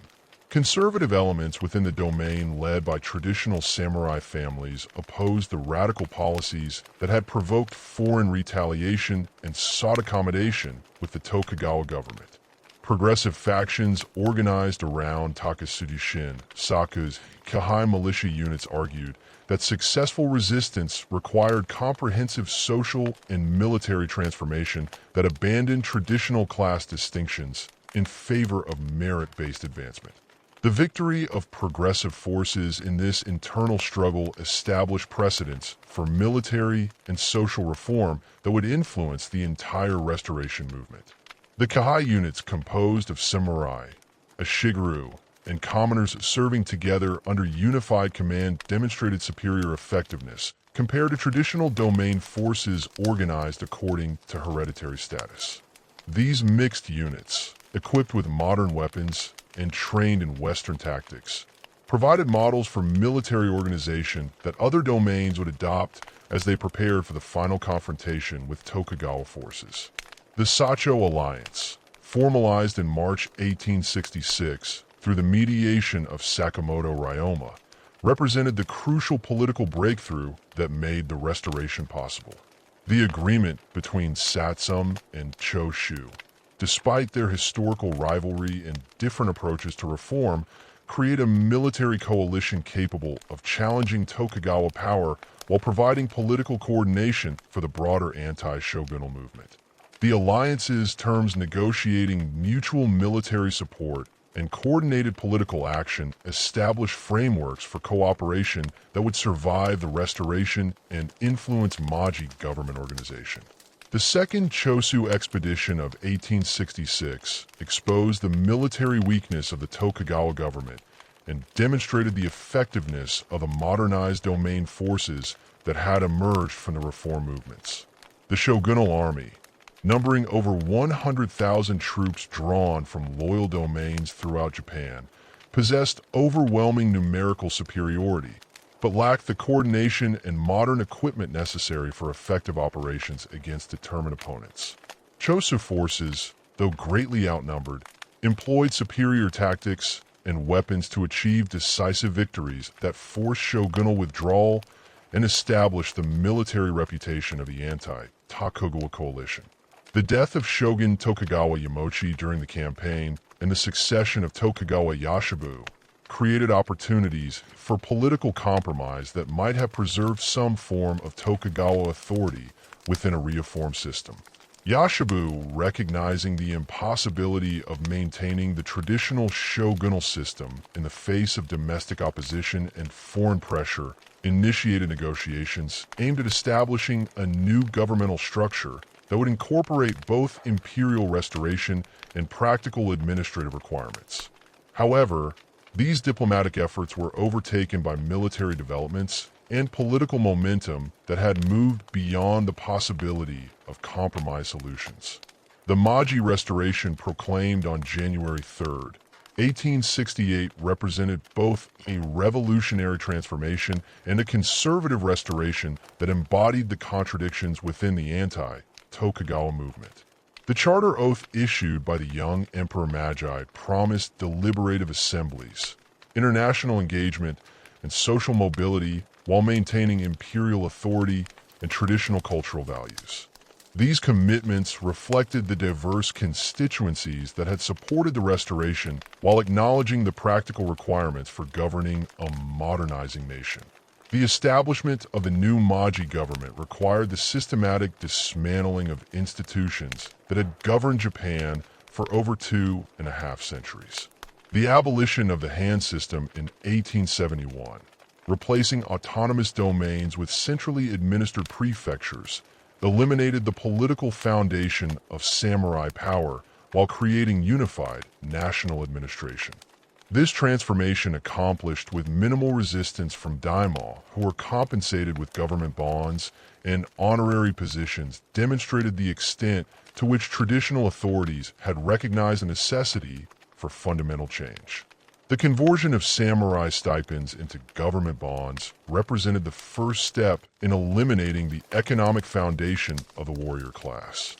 The commutation process implemented between 1873 and 1876 replaced hereditary rice payments with interest-bearing securities that provided immediate capital while reducing long-term government obligations. Many samurai lacking experience with financial instruments and commercial investment quickly sold their bonds at substantial discounts to merchants and speculators who understood their true value, accelerating the transfer of wealth from the former warrior class to commercial interests. The prohibition of sword-wearing implemented in 1876 eliminated the most visible symbol of samurai status and marked the formal end of their privileged position within Japanese society. The Height or Sword Abolition Edict prohibited all except military and police personnel from carrying the traditional weapons that had distinguished the warrior class for centuries. This measure, while seemingly symbolic, had profound psychological impact on samurai who had defined their identity through their relationship to these weapons and the martial traditions they represented. The establishment of universal military conscription in 1873 completed the transformation of Japan's military system from a hereditary warrior class to a modern national army based on European models. The new system, requiring 3 years of active service from all male subjects regardless of social background, created military forces that were both larger and more professionally trained than traditional samurai armies. The integration of Western military technology, tactics, and organizational methods produced armed forces capable of defending Japan against foreign threats while maintaining domestic order. The resistance to these transformations culminated in the Satsuma Rebellion of 1877, the final military challenge to the Meiji government's modernization program. Seigo Takamori, the former Satsuma leader who played a crucial role in the restoration, emerged as the symbolic leader of samurai opposition to the new order. His decision to lead approximately 40,000 traditional warriors against the imperial government represented both personal disillusionment with the direction of reform and a broader samurai resistance to their loss of status and purpose. The siege of Kumamoto Castle beginning in February 1877 demonstrated both the continued martial capabilities of traditional samurai forces and the superior resources available to the Meiji government. Seigo's army, composed primarily of former Satsuma samurai, equipped with traditional weapons and organized according to classical military principles, initially achieved significant tactical successes against government forces. However, the defenders of Kumamoto, supported by modern artillery and supplied through secure communication lines, maintained their positions while government reinforcements assembled for the decisive campaign. The final phase of the rebellion, culminating in the Battle of Shirayama on September 24th, 1877, symbolically marked the end of the samurai era in Japanese history. Seigo's remaining forces, reduced to fewer than 500 men and surrounded by over 30,000 government troops equipped with modern weapons, made a final charge that embodied the traditional warrior values of honor and loyalty, while acknowledging the futility of resistance to the new order. Seigo's death in this engagement, whether by enemy fire or ritual suicide, provided a heroic conclusion to the samurai's role as Japan's military elite, while clearing the way for the complete modernization of Japanese society. The suppression of the Satsuma Rebellion demonstrated the effectiveness of the Meiji government's military reforms while establishing the authority of the new regime throughout Japan. The Imperial Army's victory over the most formidable traditional military force in the country proved that modern military organization and technology had made samurai warfare obsolete.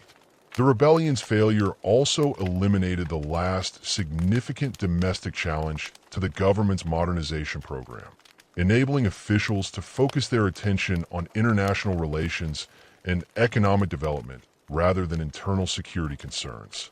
The crushing defeat of the Satsuma Rebellion marked not the end of samurai influence in Japanese society, but rather the beginning of their most profound transformation. The former warrior class, stripped of their hereditary privileges and traditional military function, faced the challenge of finding new roles within the rapidly modernizing Meiji state. Rather than disappearing into historical obscurity, Many ex-samurai demonstrated remarkable adaptability, leveraging their educational background, administrative experience, and leadership skills to become architects of Japan's emergence as a modern industrial power. The integration of former samurai into Meiji society occurred through multiple channels that reflected both government policy and individual initiative. The new imperial army, despite its commitment to universal conscription, required experienced officers who could provide leadership and tactical knowledge during the transition to modern military methods. Many former samurai found natural careers as military officers, where their traditional emphasis on discipline, loyalty, and martial training proved valuable in creating professional armed forces. The Army's rapid expansion during the 1880s and 1890s created numerous opportunities for advancement, particularly for samurai, who combined traditional leadership qualities with willingness to master Western military techniques. Government service provided another major avenue for former samurai seeking to rebuild their careers within the new system. The Meiji administration, faced with the enormous task of creating modern governmental institutions from scratch, needed educated personnel who possessed both literacy skills and understanding of administrative procedures. Samurai, who had comprised the bureaucratic class under the Tokugawa system, possessed qualifications that made them natural candidates for positions in the expanding civil service.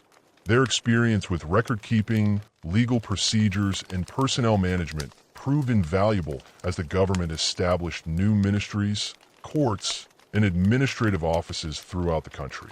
The educational sector offered particularly attractive opportunities for former samurai who possessed scholarly inclinations and teaching abilities. The Meiji government's commitment to universal education created demand for teachers, school administrators, and curriculum developers who could implement Western educational methods while maintaining Japanese cultural values. Many ex-samurai became principals and teachers in the new school system, where their traditional emphasis on moral cultivation and character development aligned with the government's goals for citizen education. Their role in shaping the educational experiences of the first generation of modern Japanese citizens gave former samurai indirect but significant influence over the country's cultural development. Business and industry, initially viewed with suspicion by many ex-samurai due to traditional prejudices against commercial activity, gradually attracted growing numbers of former warriors who recognized the economic opportunities created by Japan's industrial development. The government's active promotion of business enterprise through subsidies, protective policies, and technical assistance created favorable conditions for entrepreneurial ventures. Some ex-samurai established manufacturing companies that produced goods for domestic consumption, while others became involved in trading enterprises that connected Japanese producers with international markets. The transformation of Bushido from a practical warrior code into a nationalistic ideology represented one of the most significant developments in the evolution of samurai culture during the Meiji period. Government officials and intellectual leaders seeking to correct national unity and popular support for modernization efforts drew selectively from samurai traditions to construct an idealized version of warrior ethics that could inspire loyalty to the emperor and commitment to national goals. This reconstructed Bushido emphasized absolute loyalty, self-sacrifice, and dedication to duty, while de-emphasizing the individualistic and pragmatic aspects of historical warrior culture. The process of ideological transformation involves systematic reinterpretation of historical sources and selective emphasis on particular aspects of samurai tradition. Government-sponsored historians and educators promoted narratives that portrayed the samurai as selfless servants of imperial authority who had always placed national interests above personal concerns. These accounts minimized the political conflicts, regional loyalties, and practical considerations that had actually motivated much samurai behavior throughout history, creating instead a simplified and romanticized version of warrior culture that served contemporary political needs. Educational institutions played a crucial role in disseminating this reconstructed Bushido to the general population through textbooks, ceremonies, and moral instruction programs. The imperial rescript on education issued in 1890 incorporated samurai-derived values such as loyalty, filial piety, and self-sacrifice into a comprehensive framework for citizen education that applied to all social classes. Students throughout Japan learned to view these warrior virtues as essential elements of Japanese national character that distinguished their country from Western nations and provided the foundation for Japan's unique approach to modernization. Military education and training programs became primary vehicles for transmitting Bushido ideology to young Japanese men through the conscription system and military mice. The Imperial Japanese Army developed elaborate indoctrination procedures that presented military service as the highest expression of samurai values and the most direct way for ordinary citizens to participate in the warrior tradition. These programs emphasize the continuity between historical samurai and contemporary soldiers, while adapting traditional concepts of honor and loyalty to support modern military discipline and tactical requirements. The influence of this militarized Bushido extended far beyond the armed forces to shape civilian attitudes toward authority, social relationships, and national purpose. Government propaganda and popular culture promoted the idea that all Japanese citizens should embody samurai virtues in their daily lives, whether as students, workers, or family members. This democratization of warrior values created a sense of shared identity and common purpose that facilitated social mobilization for national projects while reinforcing hierarchical relationships and obedience to authority. The evolution of Bushido ideology accelerated during periods of international conflict when the government sought to mobilize popular support for military campaigns. The Sino-Japanese War of 1894 to 1895 and the Russo-Japanese War of 1904 to 1905 provided opportunities to demonstrate the practical effectiveness of samurai-inspired military training and national spirit. Victory in these conflicts validated the government's claims about the superiority of Japanese values and the continuing relevance of warrior traditions in the modern world. During the 1930s and early 1940s, Bushido ideology became increasingly extreme and militaristic as Japan moved towards total war with China and eventually the Allied powers. Government propagandists and military leaders promoted interpretations of samurai tradition that emphasized death before dishonor, absolute obedience to superiors, and willingness to sacrifice individual lives for national goals. These extreme versions of Bushido provided ideological justification for kamikaze attacks, civilian resistance to Allied occupation forces, and other desperate measures that reflected the military leadership's commitment to fighting until complete destruction rather than accepting defeat. The association of Bushido with Japanese militarism and wartime atrocities created serious problems for the survival of samurai cultural traditions in the post-war period. Allied occupation authorities, particularly American officials responsible for democratizing Japanese society, view traditional warrior values as incompatible with peaceful democratic governance and international cooperation.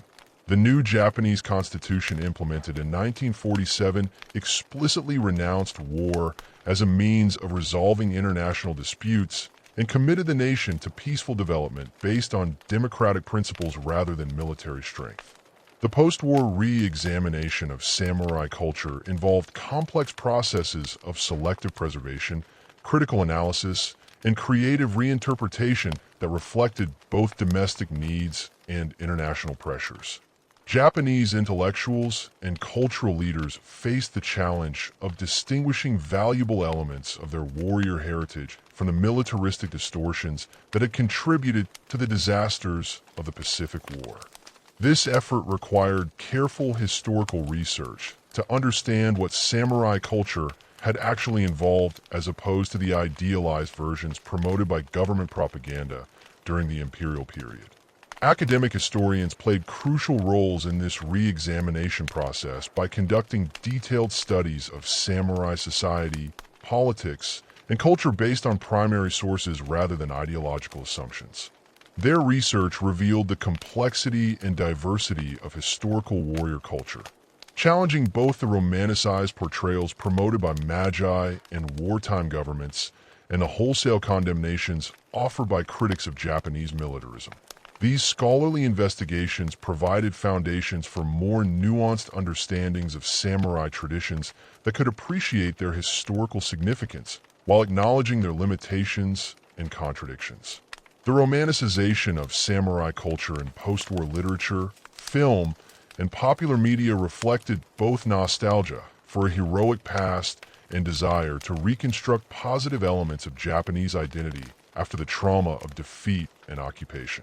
Writers such as Mishima Yukio explored themes of honor, loyalty, and aesthetic perfection that drew on samurai traditions while addressing contemporary concerns about cultural authenticity and spiritual meaning in modern society.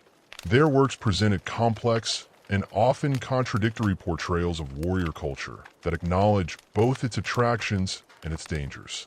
Cinema became perhaps the most influential medium for reshaping popular perceptions of samurai culture both within Japan and internationally. Directors such as Kurosawa Akira created films that presented sophisticated and nuanced portrayals of warrior society, emphasizing individual moral struggles rather than simple heroics or nationalist propaganda. Movies like Seven Samurai and Yojimbo depicted samurai as complex human beings facing difficult ethical choices in morally ambiguous situations, providing audiences with models of heroism that emphasize personal integrity rather than blind obedience to authority. The international success of Japanese samurai films introduced global audiences to warrior culture and created widespread fascination with Japanese martial traditions. These movies, while often historically inaccurate in their details, conveyed essential aspects of samurai values such as dedication to craft mastery, acceptance of mortality, and commitment to personal honor that resonated with viewers across cultural boundaries. The global popularity of samurai cinema contributed to the development of martial arts communities throughout the world and influenced popular culture in ways that continue to evolve. Contemporary manifestations of samurai legacy and Japanese business culture reflect both continuity with historical traditions and adaptation to modern economic requirements. Many Japanese corporations have adopted organizational principles and management practices that draw explicitly on samurai concepts of loyalty, hierarchy, and group solidarity. The lifetime employment system that characterized major Japanese companies during the post-war economic boom reflected samurai ideals of mutual obligation between lords and retainers. While corporate training programs often incorporated elements derived from traditional martial arts and warrior philosophy, the emphasis on consensus building, collective responsibility, and long-term thinking that distinguishes Japanese business practices from American or European approaches reflects cultural values that can be traced to samurai administrative traditions. The concept of namashi, involving extensive informal consultation before formal decision, making mirrors the careful relationship management that characterized effective samurai leadership. Similarly, the Japanese focus on continuous improvement and perfectionist attention to detail reflects warrior traditions of disciplined practice and commitment to mastery. However, the application of samurai-derived values to modern business contexts has also created problems and limitations that reflect the tensions between traditional hierarchical relationships and contemporary economic requirements. The emphasis on loyalty and group harmony can discourage innovation and critical thinking. While rigid hierarchical structures may prevent organizations from responding quickly to changing market conditions, the economic challenges facing Japan during the 1990s and 2000s led many companies to reconsider their traditional management approaches and adopt more flexible practices that balance cultural continuity with practical effectiveness. The worldwide practice of Japanese martial arts represents perhaps the most direct contemporary connection to samurai traditions.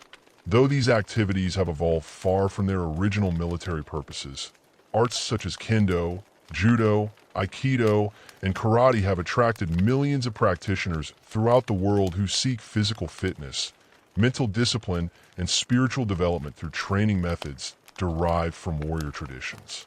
These martial arts schools preserve technical knowledge and philosophical principles that connect contemporary students with centuries of samurai culture while adapting traditional practices to serve modern needs. The transformation of martial arts from combat training into systems of personal development reflects broader changes in how samurai traditions have been understood and utilized in the modern world. Contemporary martial arts emphasize character building, respect for others, and self-improvement rather than battlefield effectiveness or social domination. These modifications have made warrior-derived practices accessible to people of all backgrounds while preserving essential elements of samurai culture that continue to offer value for personal growth and community building. The international martial arts community has also contributed to ongoing scholarly research into historical samurai culture by supporting academic studies, preserving traditional texts, and maintaining connections with Japanese cultural institutions. This global network of practitioners and scholars has created new opportunities for cross-cultural exchange and collaborative research that enhances understanding of warrior traditions while ensuring their continued evolution and adaptation. Ongoing scholarly research into samurai history continues to reveal new aspects of warrior culture while challenging mythologized narratives that have dominated popular understanding. Archaeological investigations of castle sites, analysis of newly discovered documents, and comparative studies with other warrior cultures have provided increasingly sophisticated pictures of how samurai society actually functioned. These research efforts have revealed the diversity and complexity of warrior experiences while highlighting the gaps between historical reality and later romantic interpretations. The distinction between historical facts and mythologized narratives remains a central concern for contemporary scholars seeking to understand the actual role of samurai in Japanese history. The accumulated layers of interpretation, ideological manipulation, and popular culture representation have created multiple versions of samurai culture that often contradict each other and bear little resemblance to historical evidence. Separating authentic historical information from later editions requires careful analysis of primary sources and critical evaluation of the political and cultural context that shaped different interpretations. Contemporary Japanese society continues to grapple with the legacy of samurai culture in ways that reflect both pride in historical achievements and awareness of the problems associated with militaristic interpretations of warrior traditions. Public discussions about constitutional revision, military spending, and Japan's international role often invoke samurai imagery and values, though usually in ways that emphasize peaceful applications of traditional virtues rather than aggressive nationalism. The challenge of maintaining cultural continuity while avoiding the mistakes of the past remains a central theme in Japanese political and cultural discourse. The enduring fascination with samurai culture throughout the world suggests that warrior traditions continue to offer insights and inspiration that transcend their specific historical context. The samurai emphasis on discipline, loyalty, and personal excellence resonates with contemporary concerns about character development, professional ethics, and meaningful achievement. However, the selective appropriation of samurai values requires careful consideration of their original context and potential consequences to avoid repeating the distortions that contributed to earlier disasters. The transformation of the samurai from medieval warriors into symbols of cultural identity and personal aspiration represents one of the most remarkable examples of cultural adaptation in world history. Their journey from practical fighters defending regional interests to bureaucratic administrators serving centralized government to inspirational figures in global popular culture demonstrates the complex processes through which historical traditions evolve to meet changing social needs. The continuing evolution of samurai legacy suggests that these warrior traditions will remain relevant and influential as long as human societies value courage, dedication, and the pursuit of excellence. Though their specific manifestations will undoubtedly continue to change in response to new challenges and opportunities, the story of the samurai ultimately reflects the broader human struggle to balance individual achievement with social responsibility, traditional values with practical adaptation, and cultural identity with universal aspirations. Their legacy serves as both inspiration and warning, demonstrating the potential for human excellence while illustrating the dangers of extremism and the importance of maintaining perspective about the proper role of warrior values in civilized society. As Japan and the world continue to evolve, the samurai tradition will likely continue to provide both guidance and caution for those seeking to understand the complex relationships between culture, politics, and human nature.